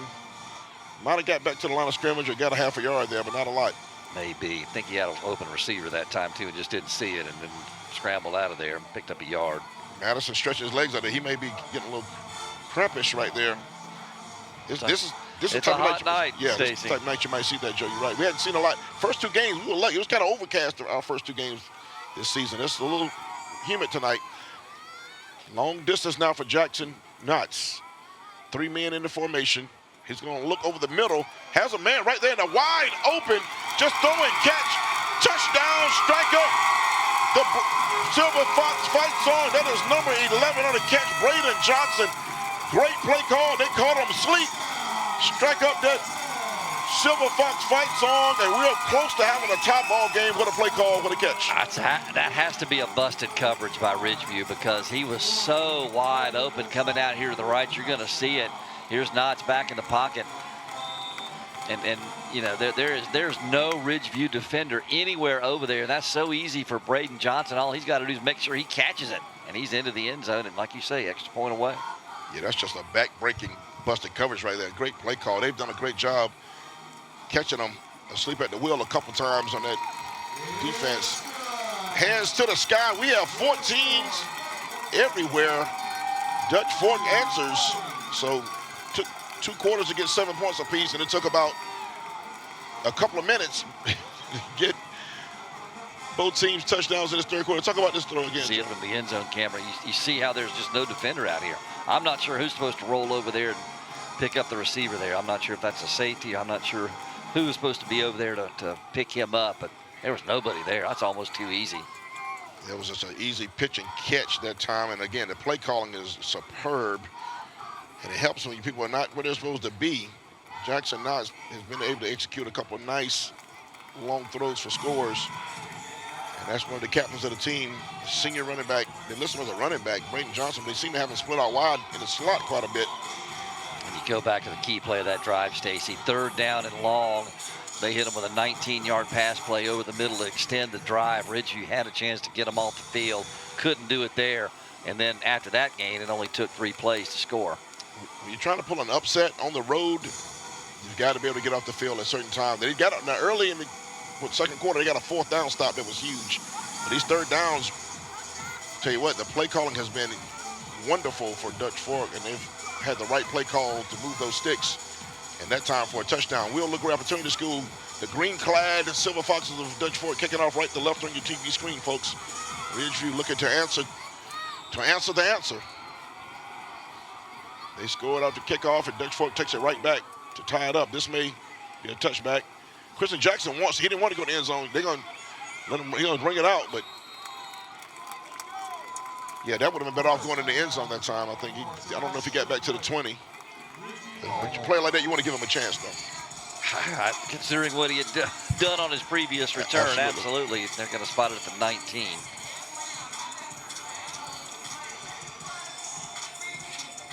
So now it's Ridgeview's time to answer. Can they muster up some offense? Again, it's always the punch, the counter punch, and then now we got to fight. So let's see what the second half is like. It's going to be a lot more wide open. So we sometimes talk about defensive adjustments, like offense is adjusted for Dutch Fork. Let's see if Ridgeview has some wrinkles on offense. The kickoff return was huge for them. First time they've touched it offensively this half. Chapman looks left. That bubble screen again. It was just low. It was just a low throw. You got to get that out of there. You got to get Christian Jackson a chance to catch the ball standing up. Yeah, that's a long way to throw that ball over there. Yeah, you got to get it out your hands. Yeah. But he's warmed up now. They're trying to get him in space, man. He's a guy that can kind of steal a game for you. Look at this right. He just kind of a long handoff kind of play right here, but came out too low. I'm not so sure. I thought his knee wasn't down, but he didn't come up with the ball anyway. Yeah, it worked. It might, like I said before, it might have worked out. They got to get it out quick because the Dutch Fork is too fast for that ball to be in the air that long. I keep wondering if they're going to try that bubble screen. I know they have it in the playbook. He's going to look. This might be it right here. Similar play. Trying to get him to the outside. Oh, just running past people. What a show of strength. Christian Jackson's a grown man, Joe. No question about it. We talk about his lower body strength. I mean, no wonder he's got that, all-world track speed. But I mean, he just bounces off. Guys just bounce off of him. They try to tackle. They just bounce. He's hard to bring down, but that's the Canada heating and cooling first down for Ridgeview. They're trying to get it rolling now. They're keeping you comfortable in your home since 1956. Canada. Ball's right at the 35-yard line. See if they go to Bobien here. 3 wides in the formation. And they do. Bobien on the left side had a little crease, and he got about 4, but and they're going to give him 5 on that. He's 2nd down and 5, Joe. Bobien's a hard runner. The Ridgeview offensive line has done a pretty good job tonight. Check that. It's going to be 6. It's going to be 2nd down and 4. They spot that ball at the 41-yard line. He drove those legs, man. He really did a good job for a little guy. He's only about 170. Runs hard. But the offensive line, as you mentioned, they're keeping him clean until he gets to make at least 1 cut and get going. So 2nd and 4 is a play caller's, good for a play caller. You can keep it on the ground or throw it now with the sophomore quarterback, Ashton Chapman. He's played well. Got to get rid of it quick here. And there it is, wide open down the sideline. Carter Coleman, they're going to call it incomplete. If he could have kept it inside, Coleman would still be. Coleman been running over the I-20, over the 26. That was a beautiful play call. Again, offensive minds have done well. I'd like to see it again, Joe. That's a great play call. Just couldn't keep the ball in the field of play. You see it right here. This is just a fade down the far left sideline. See the camera work here. They always do such a great job. Let's see where the catch is made. And he is, I think he's on the yes. I think he's out of bounds when he makes that catch. So that's a good shot over there. Good call by the official. But that was a good plan by Ridgeview. Just couldn't keep it in bounds. I was about to say Coleman has been quiet. They'll use here in Jackson. Somebody was moving on that line. I don't know if it was offense or defense. I didn't see a flag doing. Look at this run. Look at this run. This Bobien again. He is good in the hole, Joe. He made some good moves in traffic that time. That's going to be another Ridgeview first down, this time on the ground. Canada heating and cooling first down again by Ridgeview. Spencer Bobien with a touchdown for Ridgeview in the first half, and he's shifty out there. I mean, he's going one way, the defenders are going another. High snap, great job just to field the snap. Watch him go whoop. Watch another cutback. I mean, he just cuts back on a dime. Yeah, he's really got shifted. He's quick, man. Ball's at the 43-yard line. Ridgeview's on the move. Throw it out right this time. Chris McDonald. He got walloped, and that's going to be a penalty. It's going to be interesting what this call is right here. There was some blocking downfield, but I don't know if there was holding or if there's going to be something with the hit. There's a gain of about 5 on the play for Ridgeview. It is going to be a hold. Downfield blocking is key. Well, if it comes in from the spot of the foul, this will be 1st and maybe 14, 13, 14, something like that. Yes. I tell you what, they got Dutch Fork's defense on roller skates a little bit right now. The penalty hurts them, but I'm intrigued by what the two timeouts fried up over. I'm intrigued by. I'm intrigued by what both offensive staffs have really cooked up here coming out of the gate. Really interesting play calling. 1st and 15. 1st and 15. Ball's at the 49-yard line. Chapman's look. He has a man right there in the seam. It's Christian Jackson. What a catch! That's a P4 catch, Joe. He's a P4 player. He's a P4 player. I mean, seriously, that's awesome. He wants to come out. He landed. He's waving himself out of the game. He's shaking up on that play. He's tapped out of that game right there. What a throw. What a catch. Another first down for Ridgeview. This young sophomore to the junior right here. Look at this throw and catch. 25-yard pickup. He just stretches out right here. Hopefully he's not hurt too bad. Hopefully just a little wind knocked out of him as he makes the catch. What hands right there. Goes up high to get the ball. And a great throw there by Chapman to put it right on him. And here comes the Blazers. They are in business. Yeah, ball's inside the 25-yard line. They're moving it. Chapman wide open. Got one man to beat. That's going to be a touchdown, Ridgeview. Carter Coleman, number 11, came back to Ridgeview to finish his career where he started. Strike up the Ridgeview Blazer fight song. Ashton Chapman to Carter Coleman for the Blazer touchdown. And they are clicking on offense. Just a hole shot to the left side over there. He tried to squeeze one in between the corner and the safety, and he does it. Look at that. Whoop, right over there. Catch is made, and just walking into the end zone is Carter Coleman. I'm surprised Coleman didn't get a taunting penalty for going in backwards. He's close. That was close there. Could have potentially happened there, but you know. Johannes in for the extra point, number 34. Isaiah Johannes, the senior, big leg, and his hands to the sky. Ridgeview 21, Dutch Fork 14, 7:28 to play in the third. We're gonna step away, folks. We have a good one cooking here in Irmo, South Cac. Number 9 versus number 1, going at it on the FNR Game of the Week.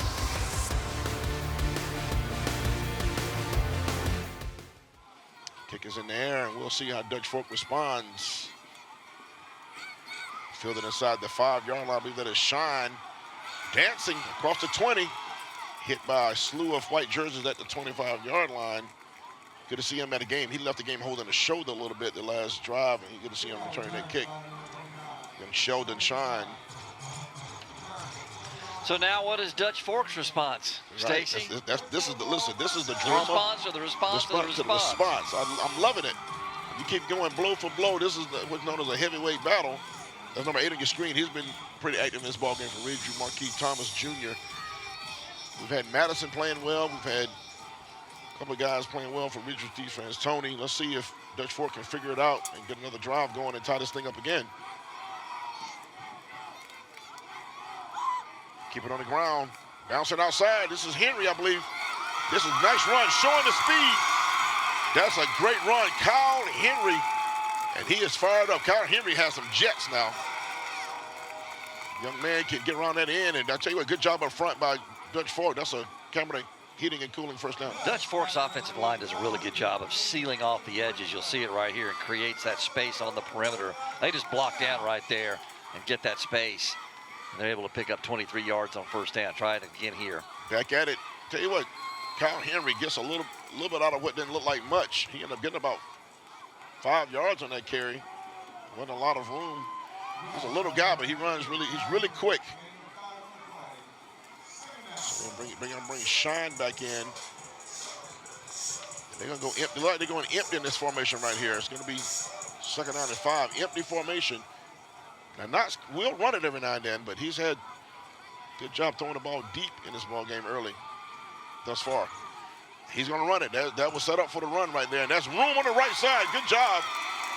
That is another first down for Dutch Fork. They're blowing over Ridgeview's defensive line right there. Great job up front. Cameron heating and cooling first down. It's kind of like a quarterback power running to the right, had the tight end going in motion left. Try to influence that a little bit, and that was run all the way for Jackson Knotts. Yeah, Tom Knotts said, let's not fool around with people right now. We're just going to try to run it up through your nose now because, you're not going to out-physical us. So maybe a lot of between the tackles here in this drive. Let's see. First down from the 36-yard line. And this time, as soon as I say that, he goes up top, and they're going to get a hold right there, I believe, unless he got a hand on that face mask. The defender went by Jackson Knotts' face. If it's not a face mask to the quarterback, it's going to be a hold on that right tackle. I would agree with that assessment. Thank you, Joe. I like when smart people agree with me. Makes me feel good. It is a hold on the right side of the line. That's, again, that could be a backbreaker. Jackson Knotts is saying somebody grabbed my face mask, too, but I believe it's also Tom Knott's son there with that towel right there. I believe it might be his other son. I do believe. Timeouts came over with a bandaged hand there at the halftime. It's a physical game. I got run into for the coaches. Yeah. Well, this is not what you're. It's not what you're looking for if you're Tom Knotts playing behind the chains. You got a good drive going. And you don't want to get a good team that has good penetration on the lines, a chance to know that you're going to pass the ball. I feel like you're going to pass. Again, they've had some good plays with trickeration. They're going to throw it. Look them deep over the middle right here, wide open. That was a great throw. That's a great throw by Jackson Knotts. He threw it over the linebackers in front of the safety. And we have a read 2 player down, but that's a great connection. On the reception, number 10, Chase Betts, a senior. That's just a great throw by Knotts. Absolutely. You described it perfectly. Knotts, Coach Knotts at halftime talked about Jackson Knotts getting time to throw, but he's getting time to throw now in this second half. You see the good, clean pocket. He just steps up, delivers the ball down the field, down the seam. That's just a good catch by Chase Betts. And back come the Silver Foxes. Here we go. That's not only that a camera heating and cooling first down. They're in the thing we like to call the Jim Hudson Red Zone. Experience it once and you'll never forget. Jim Hudson Automotive. 21-14. Dutch Fork trying to tie it up with 5:44 left to play. This has been a real good ball game, and we believe more drama lies ahead. Got to tend to an injured Blazer. We won't speculate. We can't see the jersey number. We hope the young man's up soon. They're going to get him up right now. That's what you want to see, is get him up to his feet. That's always a good sign. That is 25. That is Kingston Lucas, I do believe. It is. My good friend Aaron Lucas' son, transferred over from Spring Valley, a junior. Real good athlete. Good to see him walking off under his own power. Hopefully that's just a... He collided with his own teammate. Yeah. Take a look at the other. You'll see him collide right here with number 7. Watch 25 and 7. Well, that's a Ridgeview. That's the last Ridgeview touchdown. But Kingston Lucas collided with defensive back at the end of that last play. That's just a great throw by Jackson Knotts. I mean, I can't say it enough. He had to place that ball, Joe. When you give your quarterback time to throw, yes, you can find some people down the field and make better throws. And Coach Knotts talked about that with Claire at the break, and I think they're doing a better job in the second half. Empty set again. They've had success with the empty backfield. Let Knotts just throw it. Shine on the left side over there. Upended, but good gain down to about the 6-yard line. He gets up limping. That's going to be right at the marker. Let's see if they call that a first down. Now, looks like he had to make the right at the 5, so maybe a yard short. And that's Kyle Henry. Yeah. He got up limping. He got upended. Kyle Henry's on the catch right there. 1 yard to go. Knotts is going to run this. He gets it. That's going to be a first down inside the 5. Dutch Fork and Ridgeview on roller skates right now. Boy, this thing is going, who has the ball last? Absolutely. may well decide the winner of this football game. What a good one we've seen here as Dutch Fork is poised to try to tie this game. This has been a really well-played game. Both sides of the ball at times have looked dominant. Both defenses look dominant. Then both offenses are really clicking. So we'll see if Dutch Fork can punch it in from, let's call it the 3-yard line. Man in motion. Keep it on the ground. Nowhere. That's Madison. That young man has had a game. Drew Madison, the senior. Joe, he's been in that backfield too many times for Dutch Fork's liking. Almost like he knew what play was coming, and he was in the offensive huddle because he just blew up the blocker in front of him, got in there for the tackle for loss. They'll lose about 4 on that one. Well, listen, I don't claim to be a X and O guru, but I will tell Dutch Fork, you might want to block 42. Just put somebody on him. And 24. Both 24 was there too. Not even sure anybody. That might have been a blown assignment right there. Somebody should have put a hat on him, but they sure didn't, and that was big play there on 1st and goal. If he doesn't get him, Tony gets him. I think like nobody blocked 24 Tony either. 2nd and 7. See if they throw it here. Quick hitter, and right there on the spot, it's going to be a loss on the play. That's a great job by number 1 Quincy Grant. One of the experienced DBs they have in this lineup.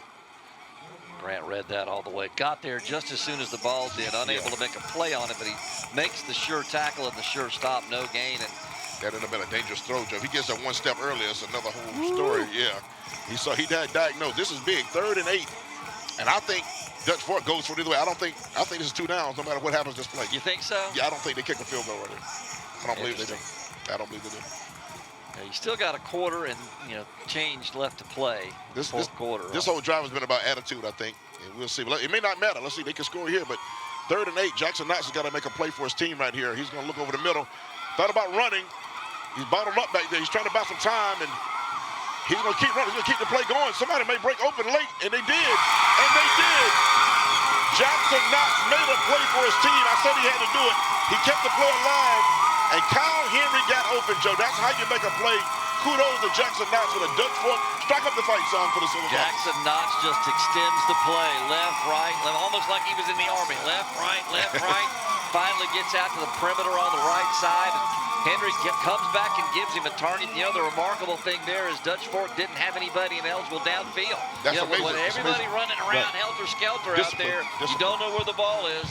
None of the offensive linemen leaked out and picked up an ineligible downfield. So Jackson Knox manufactured that touchdown. He sure did. That's all on him. He made a play for his team. I said he had to do it before the play. Hands to the sky, and we have 21s everywhere, folks. What a drive. The answer to the answer. That's the young touchdown maker right there, Kyle Henry. This ought to make the national highlights this coming week, Stacy. I'll tell you what. Watch him. He runs left. Then he goes right, left. Now he's coming back to the right, looking for a target, running out of time. Throws it to the end zone, and there you go. I mean, what a great way for Henry to come back and give a target. When Bridgeview sold out, they almost got there. I hate to say it, that's almost shades of Montana when he's getting chased by the Dallas Cowboys, yes. Stacy. I hate to bring up the Cowboys. Why are you doing this? We have enough drama. We have enough grief already. But that almost looked like Montana. It did. With Headland and those guys chasing him. Yeah, Dwight Clark. But I mean, Dwight Clark, the Clemson alum. Yeah, I know. I realize he's a Clemson guy. I know. And Jackson Knox, give him a lot of credit for, just extending the play and allowing something good to happen. I think Dwight Clark might be from the Midlands, too. He might be I think he's a South Carolina guy. I'll look that up, but definitely a Clemson guy. But look at Coach Tom Knox. He may feel a little bit better now, but he's going to keep coaching them hard. That was a way to work right there. That was a good job by the team. And the offensive lineman, you mentioned, not only did they not get downfield, they kept chipping Ridgeview players just enough to create room. Yep. Great job that time. SCDC touchdown. Discover a rewarding career at joinscdc.com. That's SCDC touchdown by Dutch Fork. So 6 touchdowns in the ball game, 3 apiece. Little great opportunity school kickoff. Carter Coleman. Dutch Fork's offside on his kickoff too. That's why they. And this field position. Look, Coach Knox is a frenzy over there. He is fired up. 5 yards. And now that same kick, you're going to give Carter Coleman a chance to run this back now. And he and Christian Jackson are dangerous with the football. We saw Christian Jackson at the outset of this third quarter. I bet you Coleman wants one. I bet you Carter Coleman wants one, too. I mean, we kind of had a defensive-minded kind of just a ho-hum first half, 7-7. What we've seen in the second half really started with Christian Jackson's 97-yard kickoff return for a score.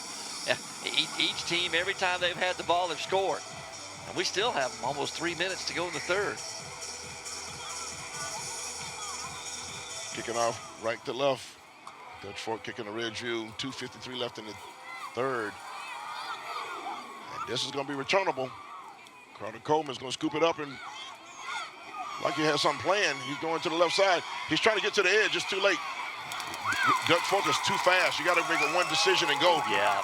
Dutch Fork is too fast. Exactly, Stacy. I mean, you can't just be half-stepping out there, especially if you're going east and west. You got to get up the field in a hurry. Make a decision and get up the field. And that's a win for Ridgeview, even with for Dutch Fork rather, even with the penalty. Ridgeview has to start inside their own 20. Adrian Wilson, number 43 for Dutch Fork, made that tackle. Good job by he and the rest of those green-clad Silver Foxes. Forward right there on your screen, Sebastian Lake, one of the DBs from Dutch Fork. Play calling's been getting more and more wide open for Ridgeview as the game has gone on. Chapman has been answering the bell. Beaubien to his right, and Beaubien's going to try the right side, and he had a little burst again. He is quick in the hole. He didn't get about 3 because Dutch Fork converged. Has some room on that right side, Joe. He gets a couple there. Gets about 2. Yeah, they closed that quickly up front from Dutch Fork.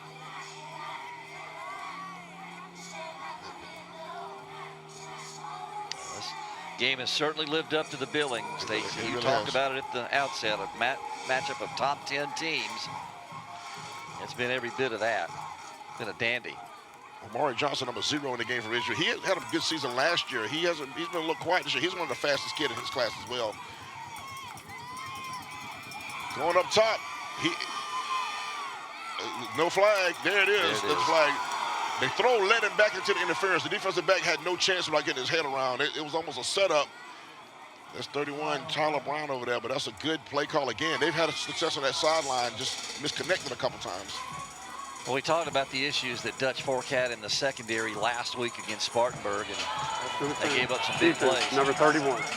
They gave up some big plays to the Vikings, and you see Ridgeview, they want to try to take advantage of that. They tried to right here. Just a deep ball to the left side, and defender, I'm not sure ever really saw the ball. Yeah, right there, you can't get it. He went into his body right there. Yeah, he kept it from coming this side to the ball, but yeah, no question about that penalty. Yeah, that's Coach Knox coaching him up on the sideline over there. Now, as the game goes on, the pressure goes to the number 1 team, right? I think You've so. blown everybody out for 2 years, pretty much now, right? I think so. So, Ridgeview comes in here with the starting quarterback out, saying, let's just let it happen. Let's play. Pressure would tighten up on both teams. Trey Howard hurt last week, and I tell you what, when you can run a kid like Ashton Chapman out there, is that the night he's had? My goodness. It's a good problem to have, right? Yes, it is. Chapman's going to keep it on the ground to Bobian. Good job by Dutch Fork up front. Almost like they're running now just to set up the pass. Just trying to keep him honest. Good job by Raleigh Salters in that Dutch Fork defense. Not a lot of room to run right now for Ridgeview. This second half not only has it been exciting, it's now winding down. By the time they snap this next play, we're going to be under a minute, Joe. So this may be the last drive of the third quarter. We were looking at fourth quarter and probably a tie score. Ridgeview's in no hurry. Well, they have to snap it one more time here. Of course, I'm not sure what's going on with the play clock. It stopped. Everything has stopped now. That might be a problem. The game clock might have kept on and the play clock didn't. I'm not sure. They're going to talk about it. We've had some meetings in this game. Ashton Chapman tonight, Stacy, 11 of 18, 133 yards. The touchdown. So, yeah, they're having a little usher board meeting right now. Actually, I need to get those stats updated. That was as of a few minutes ago. Yeah, you got a couple more since then. Yeah. It's going to be second down and 8 is what we're looking at when we come back, but play clock still stuck at 36.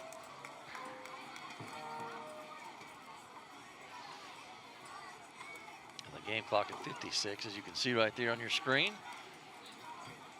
Coach Knox mentioned the first half, the erratic game because of a lot of stoppages. Like maybe some of the sticks that was going on, now maybe the clock. But those are home team problems.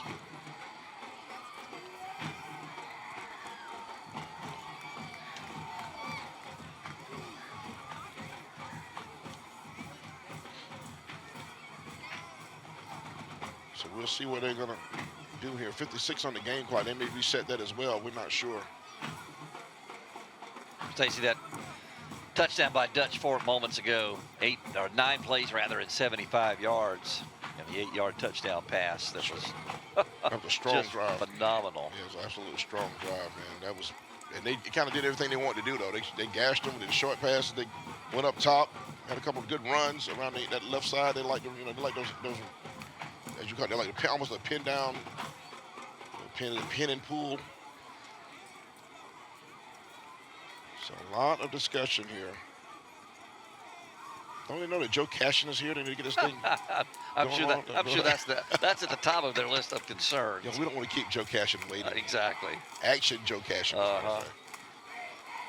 Proud military man. Thank you again. Thank you for your service, Joe Cashin. That. Your son as well. My son is at drill right now. Drill, what's that? Yeah, I know. You retired now. You don't know anything about drill now. You're retired man. He's up in the... Very glad to see the South Carolina National Guard sponsoring what they do here on Sonic FNR, as well as SEDC. Couple. Yeah, you connected to two sponsors. I've connected to a couple of them. Yeah, you Joe Cashin, man. Yeah.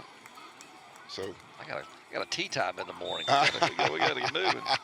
I have a radio show in the morning. Let's go, 37-yard line. 2nd and 8. They're ready to play ball now. Big play for the young sophomore quarterback. They're going to keep it on the ground again in room. When he had room, they shut it down. Let's play like it had somewhere to go, and Dutch Fork is just constantly flying helmets to the football right now on defense. That's Raleigh Salters. Young man's an outstanding baseball player as well. He was on a little league team that made it to the World Series back in the day for Irmo. Before this team this year, got really famous. That was great. This year's Irmo? How about it? Shout out to those guys. But Raleigh Salters on the team years ago that made a run deep. He could play. He and Ethan Offin, that was a quarterback the last 2 years for them. They were teammates on that little league team from years ago. But shout out to this year's Irmo team. They made the whole state proud. 3rd and 7. Big play. And they go to that sideline again. It's worked almost every time. And look who's kicking out. Look who refuses to go down. Is that Christian Jackson over there? Christian Jackson need to charge some ride share fees over there. That's number 16. That's the young man, the basketball player, 2-time state champion, Jordan Mack. 2 chips with the Ridgeview Hoops team, and he wants one with football. That's a strong run, Joe. Another hole shot right here, right underneath the corner, or over the top of the corner, underneath the safety, right there. Mack runs a perfect route, and well, once again, how about Chapman putting the ball right on it?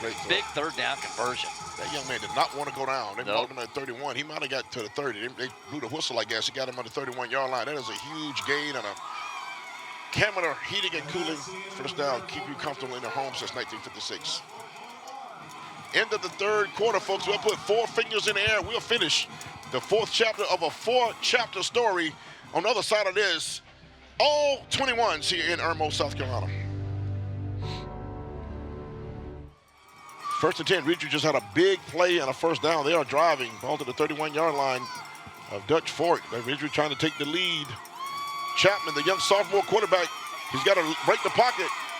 Ball came out of his hands. That's a huge play. The ball came out of his hands, and I think Dutch Fork will get on that ball. That's the break. That's the kind of break that changes the game. The young sophomore quarterback, the ball came out of his hands, Joe. Rolling the pocket. Let's take a look right here. It's Dutch Fork football. Yeah, he's trying to scramble out to the right, and I'm not sure if it never got stripped. He just fumbled the football. It just fell right out of his hands, and then it's every man for himself trying to grab that loose pigskin. It's bouncing around out there. Eventually, Dutch Fork comes up with it, and what a huge game changer here, Stacy. And I wouldn't be surprised right now. Take a shot. If a sudden change, big one. If I'm Tom Knotts, take a shot. That's when you take a shot play. Steve Spurrier was the best at it. After a turnover, he go for the throat. Ball's at the 50-yard line.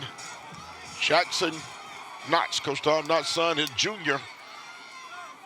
Brings his offense out, trying to take advantage of that turnover right there. Ball's right at midfield. He's looking, he's going for it right there. He's going deep. Ball's going to be just a punt. That's just a punt. And they have speed in the secondary. Joe, this could be something right here. Ridgeview has speed. There's speed in that secondary. This could go. He's got one man to beat.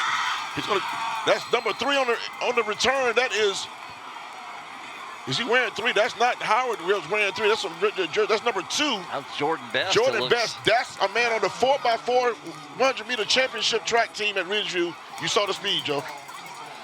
What a crazy night this has been. So Dutch Fork. Yeah. He asked him, why did he stop? He asked to see why did he stop. Yeah, he's asking that. Why did he stop? I mean, you got to give your quarterback a target down there, and Jackson Knotts just throws the ball up, and boy, all of a sudden it goes from Ridgeview, or from Dutch Fork rather, being in great position. Now Ridgeview's inside the 10 going in after they intercept a pass. And that made the quarterback looks horrible on that pass, but the receiver stopped.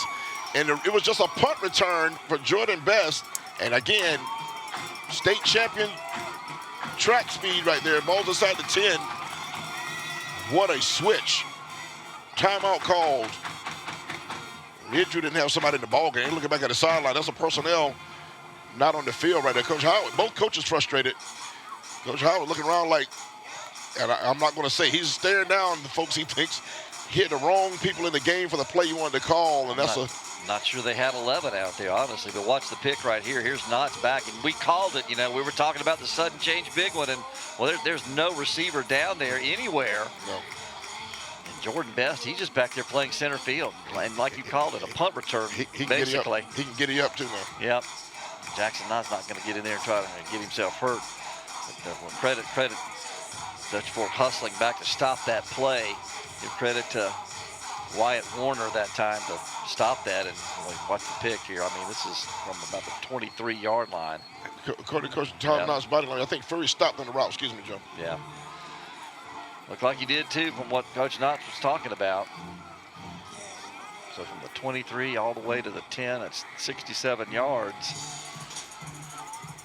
On the interception return unofficially. Now you got to ask your defense to do it again. They were having a drive put on them, and they got a fumble recovery. And just like that, one play later, you give it back. Ridgew's going to snap it. One-on-one coverage. It's going to be a fight for the ball in the end zone. He was just going to playmaker to playmaker right there. They're going to Jordan Mack. He's just throwing the fade back over there.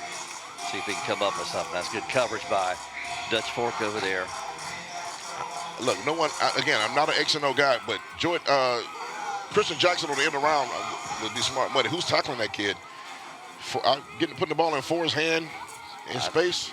I don't see him on the field right now. I didn't see him on the field for that last snap, so. Hope he's okay. Tight end in motion. They're going to go behind the tight end right there. And good job by Dutch Fork just submarining that play. No room for Bobian. Spencer Bobian's had some success in the first half. They shut him up and shut him down a little bit here in this second half. It's going to be third down, Jones. This is a big third down. Now, this is almost deja vu from what we saw from Dutch Fork late in the third quarter. They made it happen. Jackson Knott was able to make it happen and throw a touchdown pass. Now can Ridgeview come up with, once again, a go-ahead score. This play will go a long way in deciding this ball game right here. Dutch Fork may get off the field, or Ridgeview crack the scoreboard 7 yards, and somebody moved. And that's going to be huge. They're going to say somebody Dutch Fork moved first. Ridgeview's pointing, but I think that's going to be on the Blazers. I think so, too. Yeah, they're pointing. You point all you want to. I think the defensive man can move as long as he doesn't come across the line of scrimmage. Now, if he came across, that's going to be encroachment. They're having a conversation. Good ball. It is a legal procedure. False start. 5 yards. Ridgeview, so that's going to back him up. 3rd and 7 goes to 3rd and 12 real quick. You just can't have that happen in this part of the field, really anywhere. But, I mean, you're going in to try to take the lead early moments, fourth quarter, against the #1 team in the state, 3-time defending champs. They've won 9 in the last, 15 years or so, easy. Big play right here. I said it before. Now it's 5 yards more. Big play, Joe. The field goal becomes even riskier if you throw incompletion right here. So Ridgew's trying to score here, goal to go, and they're going for it. It's man on man. It's just miscommunication. Again, went to the same play with Jordan Mack. Mack went inside. The ball went outside. Yeah, that's it's either a bad route or a bad read, one of the two.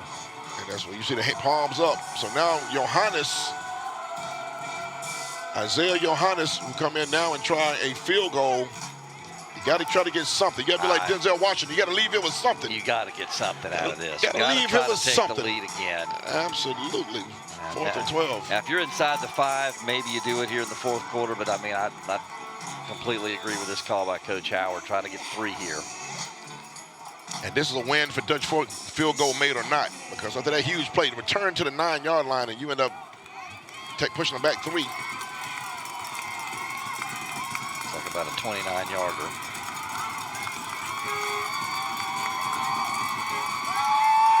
He rushed it a little bit.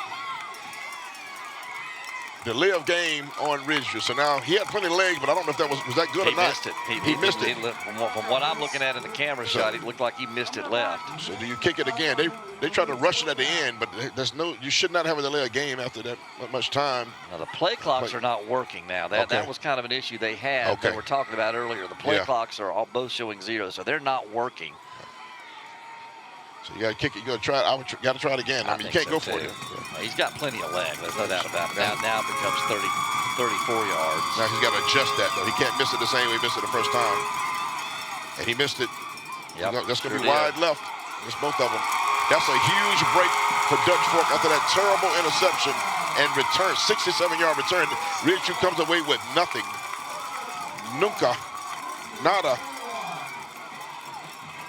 So Dutch Fork comes up with a fumble on the first play of the quarter at midfield. They came up with nothing after throwing the pick, and Ridgeview, after the long return that you just talked about, They come up with nothing. Missed field goal, and we're kind of back to where we were when we started the quarter, 21 all and 10.5 inside it.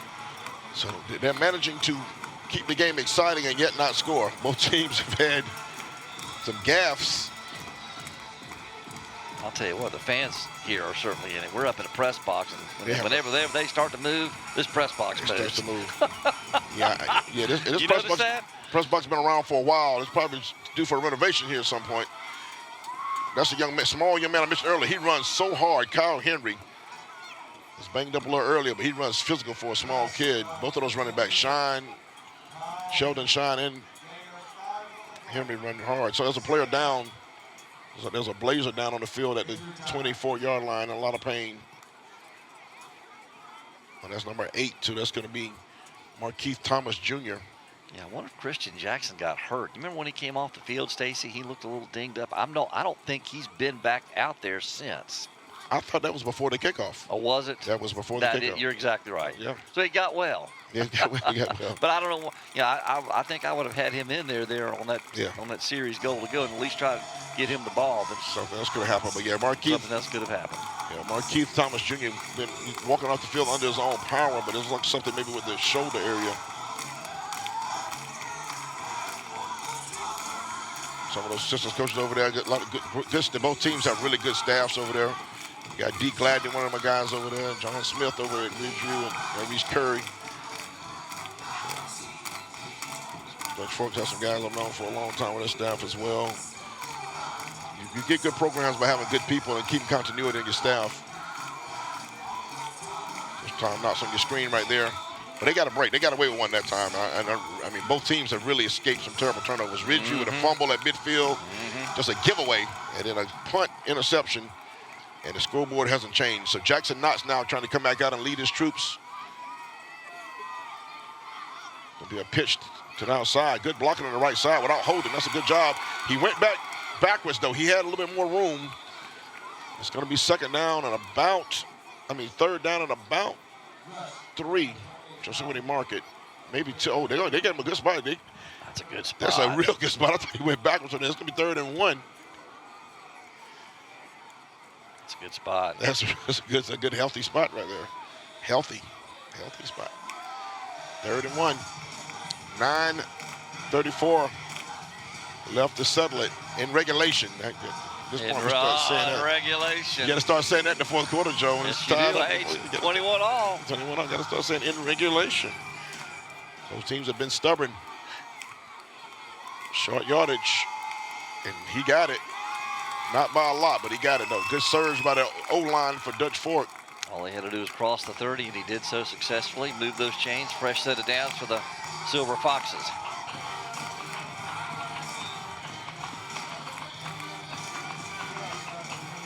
Called that a first down. That is Cameron, a heating and cooling first down, keeping you comfortable in your home since 1956.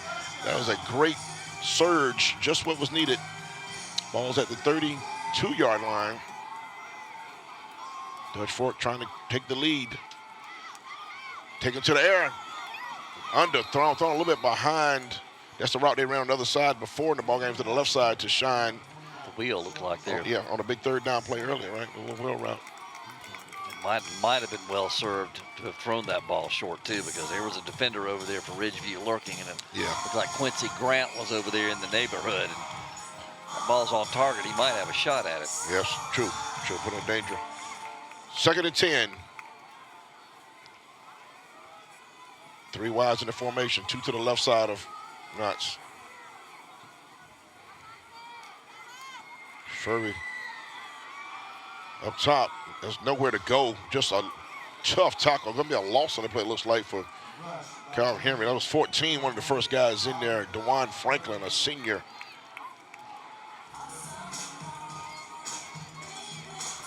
Quick to the ball, both. He was. They had a lot of guys around the line of scrimmage, too. Just a sophomore as Franklin. Yes. He got in there in a hurry and stopped that for no gain. And here you are if you're Ridgeview. You got a chance to get Dutch Fork off the field and get the ball back in a tie game. And time is going to become a factor here. We're getting under the 8-minute mark. Only a few more possessions left in the ball game for each team. Big play right here, 3rd and 10. Jackson Knott's made a play last time he had a big 3rd down with his legs. This time he's going to try to look right. There's no room over there, but it's a good catch. Can he got to make some guys miss? He's doing it. It's going to be short by about 4 yards, but that was a nice little move, that first move by Shine. Franklin again over there cleaning it up, number 14. He's been everywhere these last 2 snaps. Yes. My roster says senior, but we put sophomore. He's a senior or a sophomore, but either way, he's playing well tonight. One of the two. One of those two. He's in high school. He's a high school student. That's a big stop for Ridgeview to force a 4th down punt here. Yes, sir. Ball's at the 38-yard line. Had to get to the 42. So this punt could be huge. You want to flip the field if you can. It's about field position. 7:25 on the rolling clock. Special teams has factored in this ball game. He's going to try to run it. He tried to run that, and nothing happened. That's a dangerous play. They didn't want to give Ridgeview the ball right there. That's a strange call. That was fake all the way too, Stacy. And that's going to be a big turnover right there. They give Ridgeview the ball inside the 40-yard line. That's going to. They don't win this game. You look back at that, and Tom Knotts he's having some words. That play wasn't going to work. Johnson, no, that play never had a chance. Well, there are no words to help that play. That was the wrong play call. That was not going to work. So I don't know what the kid was supposed to do right there. Punt would have been the right word. Punt it. Sometimes the best play in football is to punt. Tom Knotts rolled the dice right there. Came up snake eyes on him. Watch this. He's gonna. Too many white jerseys over there. Yeah, he just didn't have anything and tried to cut it back into the middle and certainly didn't have anything there. Ashton Chapman is going to have the snap at the 34-yard line. And bubble screen. They have Carter Coleman. Coleman thought about going inside, didn't. He danced a little too much, and they're going to get him for a loss.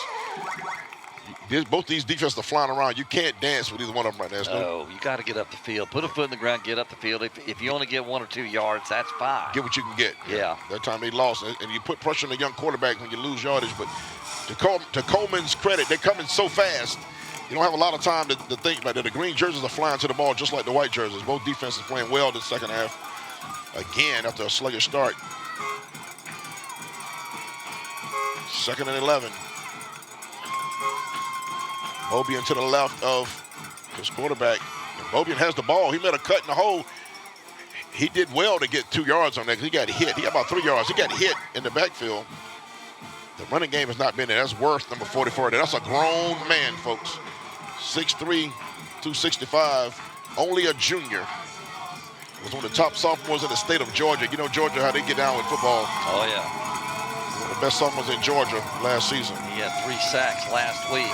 Has been a factor here tonight, too. 3rd down. Do you see Christian Jackson in the ball game? He may not be in.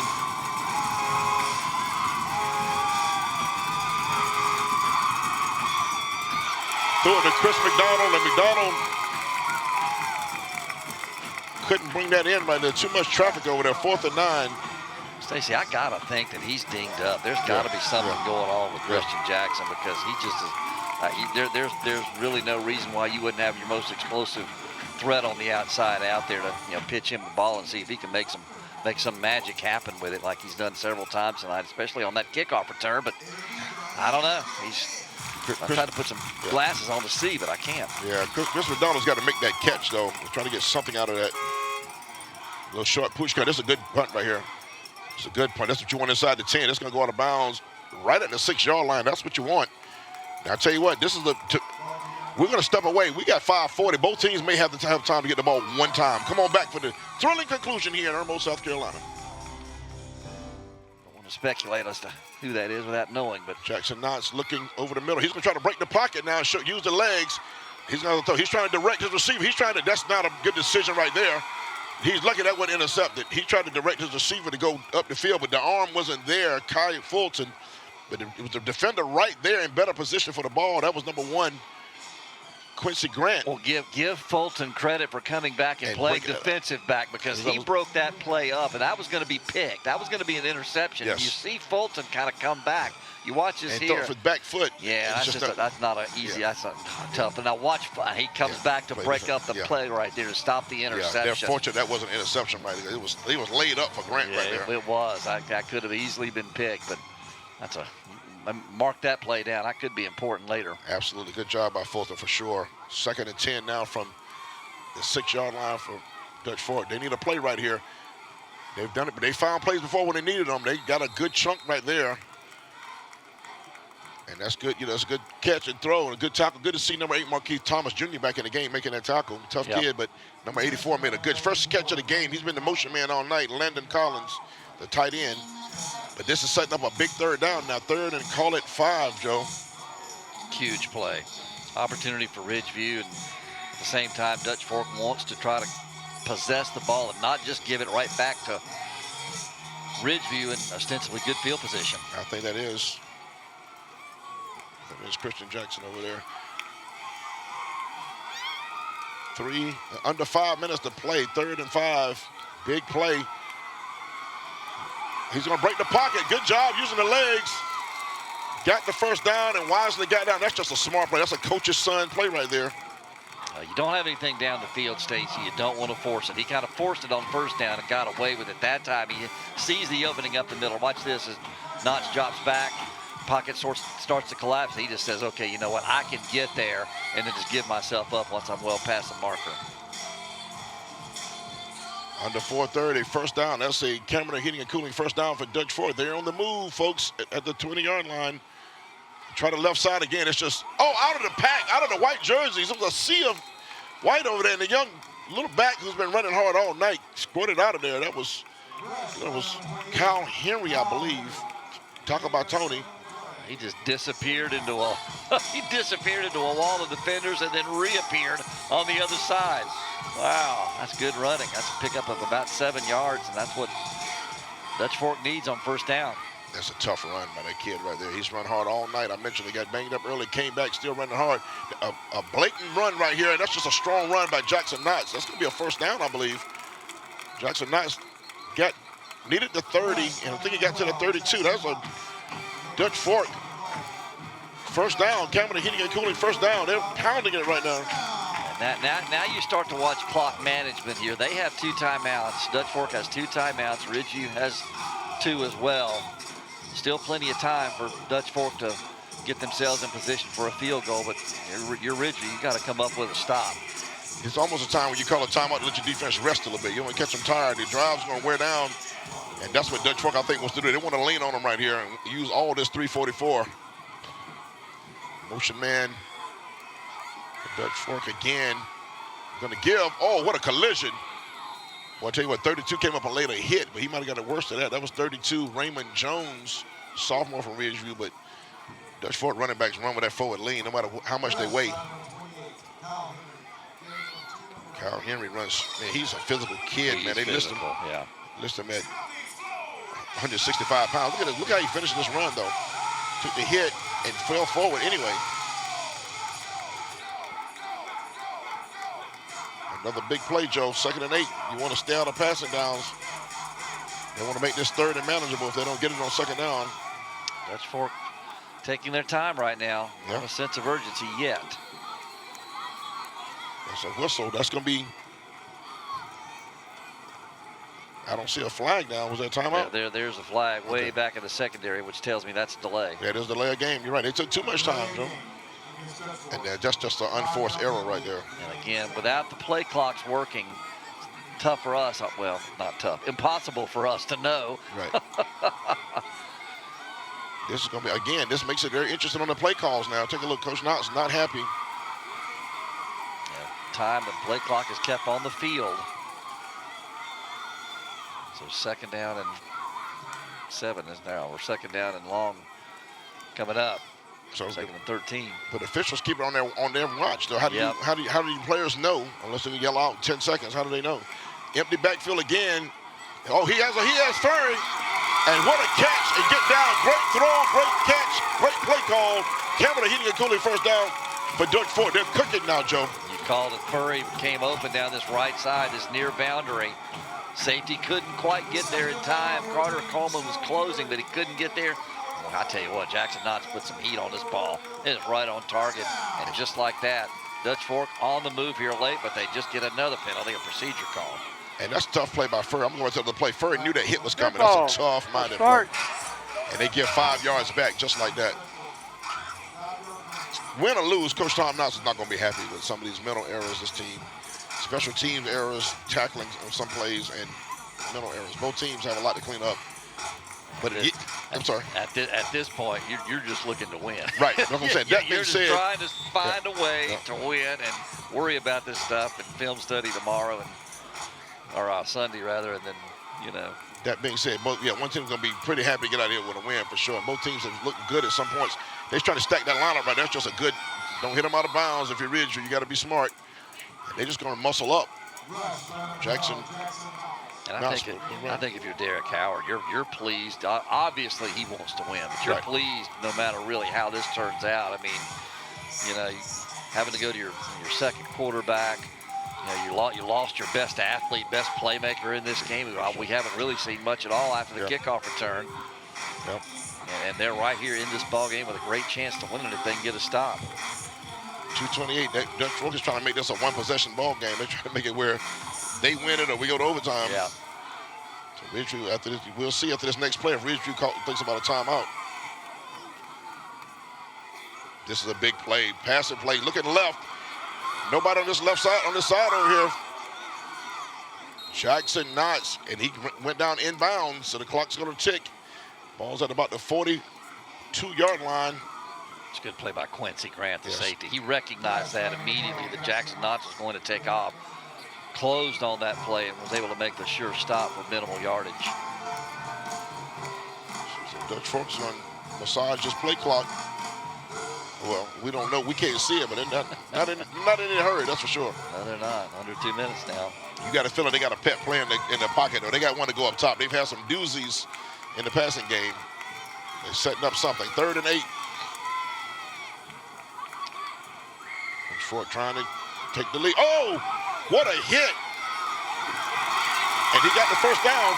He had just enough for Dutch Fork, the 3-time defending champions, trying to will themselves to a win. Cameron, the heating and cooling first down. That was a nice run after catch, Joe. Well, if you're Ridgeview, you are just sick because you had this one snuffed out. You had it diagnosed. You had defenders there. Just a little swing pass out to the right. There's 2 defenders right there. Then the missed tackle. Up the middle again, another burst. Hard running again. That is Kyle Henry, number 28. His numbers are starting to mount up a little bit. He brings all that 165 to the table, Joe. If you're Tom Knotts now you can run this clock down because you've got a couple of kickers on this team that can easily knock home a 40-yard field goal. From right there, it would be 42. Ridgeview hands on hips. I saw one player tapping his helmet. They're gassed on defense right now, Joe. Got to dig down deep right now. Right here. But Dutch Fork, no, they're trying to lean on them, and they did not get the first down there. It's going to be 3rd down. I'd call a timeout. If I'm Derek Howard, I'd call a timeout here. For one thing, let them rest. They got guys trying to come out the game. You got guys hands on hips. I'll think about one right here. Yep, he just did it. He called it, okay. Yep, he just did. Great coach. Both of these are strong coaches, been around for a long time. We'll step away. All 21s, 46 seconds in regulation. Come on back. Headed for a doozy, folks.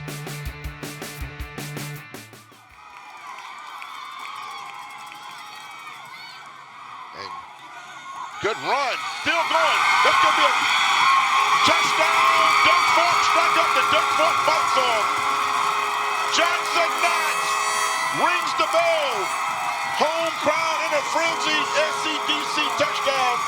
What a run, what a surge. Dutch Fork, 27-21, trying to make it 28. What a play. Jackson Knotts been making plays for his team all night, Joe. Ridgeview had a lot of defenders around the line of scrimmage. Stacey, you'll see it right here. A lot of defenders in that box trying to sell out against the run, and all Jackson Knotts, once he breaks that initial spot right there at the line of scrimmage, gets to the second level, it is all over. 25 yards, and that may be the game winner. Snap good, hold good, hands to the sky. And just like that, Dutch Fork 28-21 with 38.9 seconds left in the ball game. What a thrilling run by Jackson Knotts, Coach Tom Knotts' son, the junior quarterback.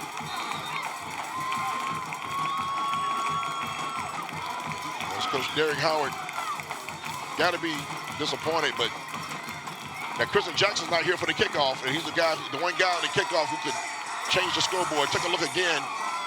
What a job up front, and what a run by the junior quarterback, Jackson Knox. He just takes this thing, and this is his strength and speed all the way. He's headed to the end zone. And if there's one saving grace here for Ridgeview, you've got 38.9 seconds and still one timeout. So, I mean, there's still time on. If there's time on the clock, you got a chance, right? But they need a big kickoff return if they can get one and have some room to operate to give Ashton Chapman a chance to, maybe hit a big one, something. They're gonna need something looking much like a miracle at this point, but it would definitely take crazy game, Stacey. It's been a while. Happen. Absolutely. What a game, what a finish. Jackson Knox is not quite finished yet, but Knox, man, listen, at least twice in this ball game, he just had a play where he said, you know what, I'm gonna go ahead and take care of things. And that play was one right there. He took care of it. Yeah, Will Luke Opportunity School kickoff coming up. Dutch Fork kicking off left to right. Will Luke Opportunity School for over 100 years helping students build a better future. Ridgeview needs a big return, and then they're gonna need a couple of big throws. And Dutch Fork's defense is really good. 72-yard drive by Dutch Fork when they had to have it after the missed field goal. And it's going to be a squib kick. That's Jordan Mack. He's a playmaker himself. Jordan Mack trying to get to the outside. Jordan Mack up to the 46, 47-yard line. Now that leaves, is that a flag down? No, I'm just saying, that's exactly what we were talking about right there. I mean, that was a short squib kick that Mack had a heads-up play to scoop it and go with it. That play only took 2.9 seconds off the clock. Absolutely, and now the sophomore quarterback has a little more hope now because you don't have to get it all. You don't have to throw a lot of chunk play. You got time for 36 seconds to throw a couple 20-yarders. Yes, you do, And Stacey. you're right there with throwing the ball in the end zone to tie the game. This game is far from over. I mean, this is even better than what Coach Howard could have, I don't what he would have thought, but this is great if you're Ridgeview. We'll see what we do here with the sophomore quarterback, Chapman. Looking left, caught, and goes out of bounds. That's a gain of about 12. That's what you want. That's Carter Coleman. They got time that they can do 12-yard routes a couple times and then throw it in the end zone, Joe. Got time here, 31.7. That play took just under 5 seconds. We got a player down. We got an offensive lineman down for Ridgeview. Don't talk about it, Joe. Yeah, just a quick out here just to get something to the boundary, get the catch, get some yards, makes the catch, steps out of bounds, stops the clock, picks up a first down. So everything that you want for Ridgeview happened right there. What a game. It's been a good game, man. It really has. Number 77 is the man down for the Blazers, Jordan Sr., who's a senior. There you go. I was at the bank today, and the banker's name was Mr. Banker. His name was Banker. I kid you not. Someone listening to the game, watching the game right now, that could witness it. The banker's name was actually Banker. So that's the senior offensive lineman. His name is Senior, and we hope he gets up. He's in a lot of pain, but we hope. That's what I was about to say. Hope we see him standing up. They're pulling him to his feet now. It looks like they got him sitting up. He was laying down in agony. He's sitting up now. Hopefully they can get him to his feet, and we want to see that. It's a leg situation.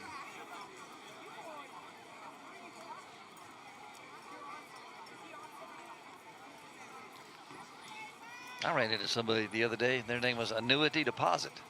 Really? No. See, you had me going there, Joe. I just completely made that up. That was good. I like it. Made up things can be okay. Look at Coach Howard right there. Listen, we taught him, like you mentioned, he taught us on the field about adversity. Yep. His team rallied right now. The young man is up. Senior is up, and he's actually walking on his own power. It's good to see. Yeah, sir. Good-sized kid, too. He's got a lot of size on him right there. But, yeah, he talked about dealing with adversity, and they had to deal with it with Trey Jackson, Trey Jackson, with Trey Howard going down his son. As a father and a coach, it had to be tough for him. He finished the game coaching knowing his son was leaving in an ambulance. That's a tough move. That's tough. He stayed there with his team to finish the game. Had his wife and his family with Trey. And this team has responded this week against the #1 team in the state playing hard. And they have a chance with 31.7 to tie. Got to get out of that pocket again. Threw it in a crowd of green jerseys. That's a young sophomore. That's a young sophomore throw there. And we have another Ridgeview Blazer down. Number 56 is down for Ridgeview this time. James Ross plays on both lines. He's down at the 47-yard line. Ashton Chapman is going to be extremely fortunate to have another snap, because when you're rolling out to the right, you're rolling to one side, and then when you try to throw the ball back across the middle of the field, well, that is a recipe for disaster more often than not. And fortunately for Ridgeview, Dutch Fork unable to pick that ball off. Yeah, that was definitely a break. That's what coach was talking to him. They said, "Why would you throw that?" Probably saying something like that, right? Don't risk the ball here. Just throw it out of bounds or something. Yeah, we got to hold on. We got a chance as long as we keep possession. But young man is down. 56 is down. He is in a lot of pain.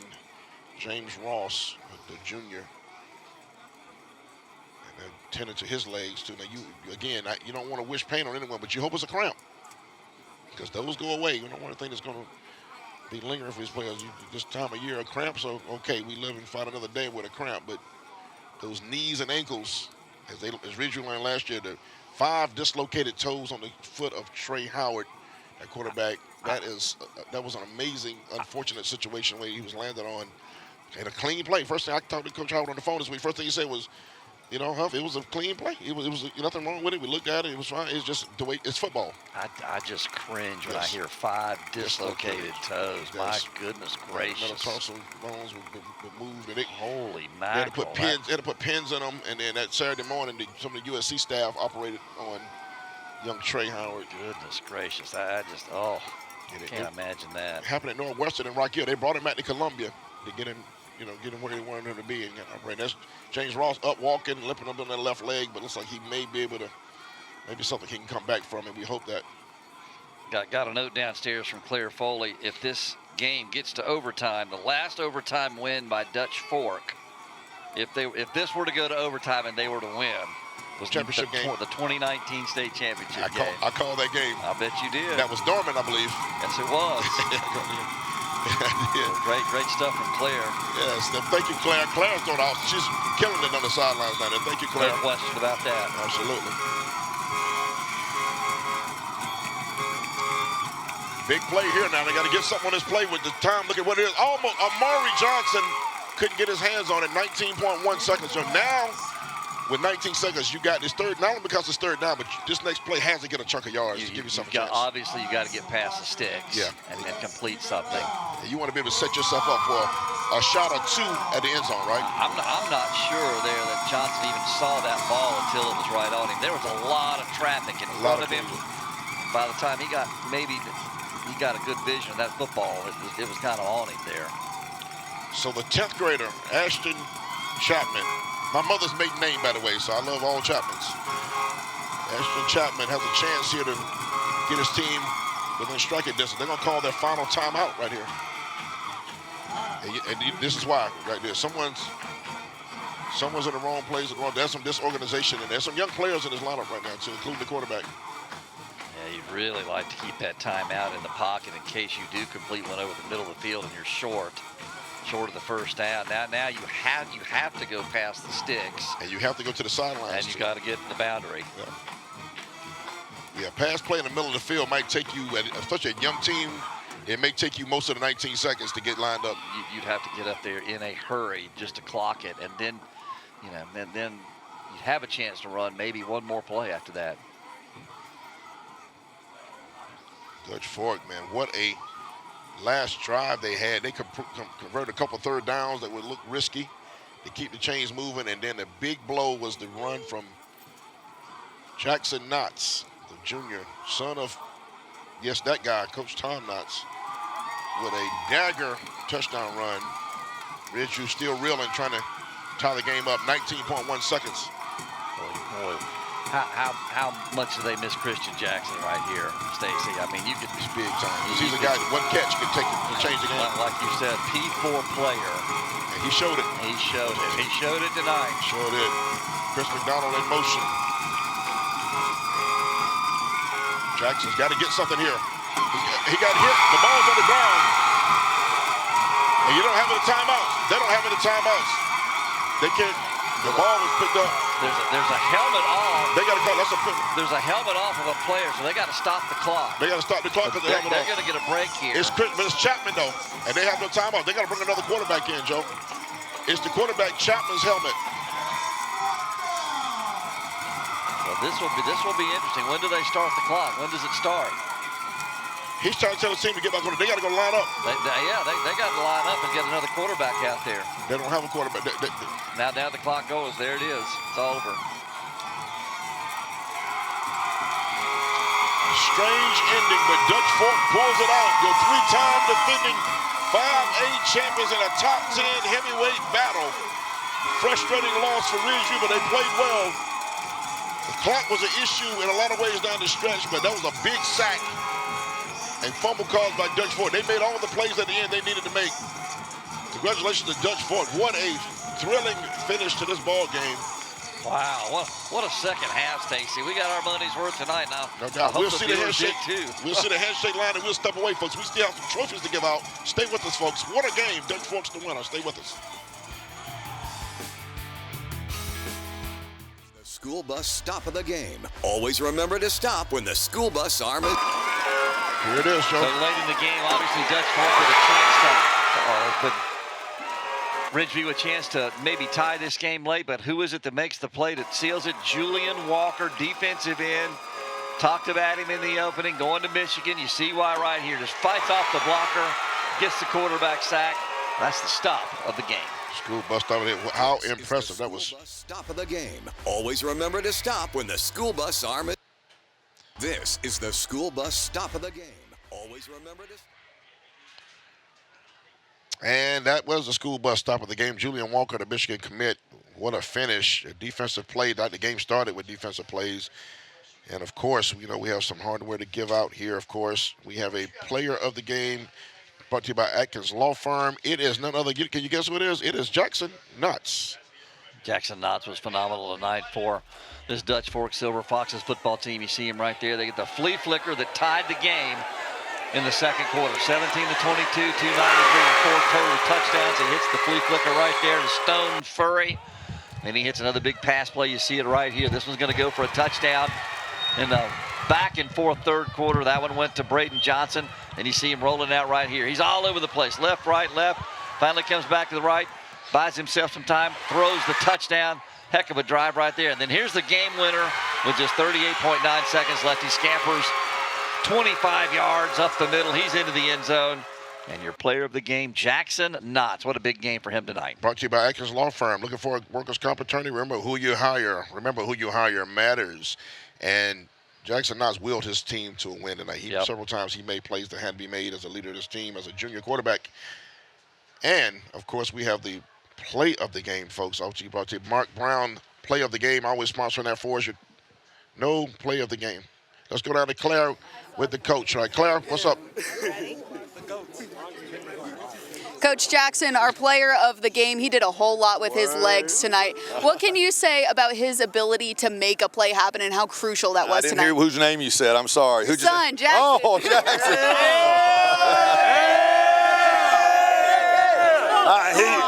He did. He made some great plays, but it's a total team effort. It was a refuse-to-lose mentality. Great sack at the end by big guy.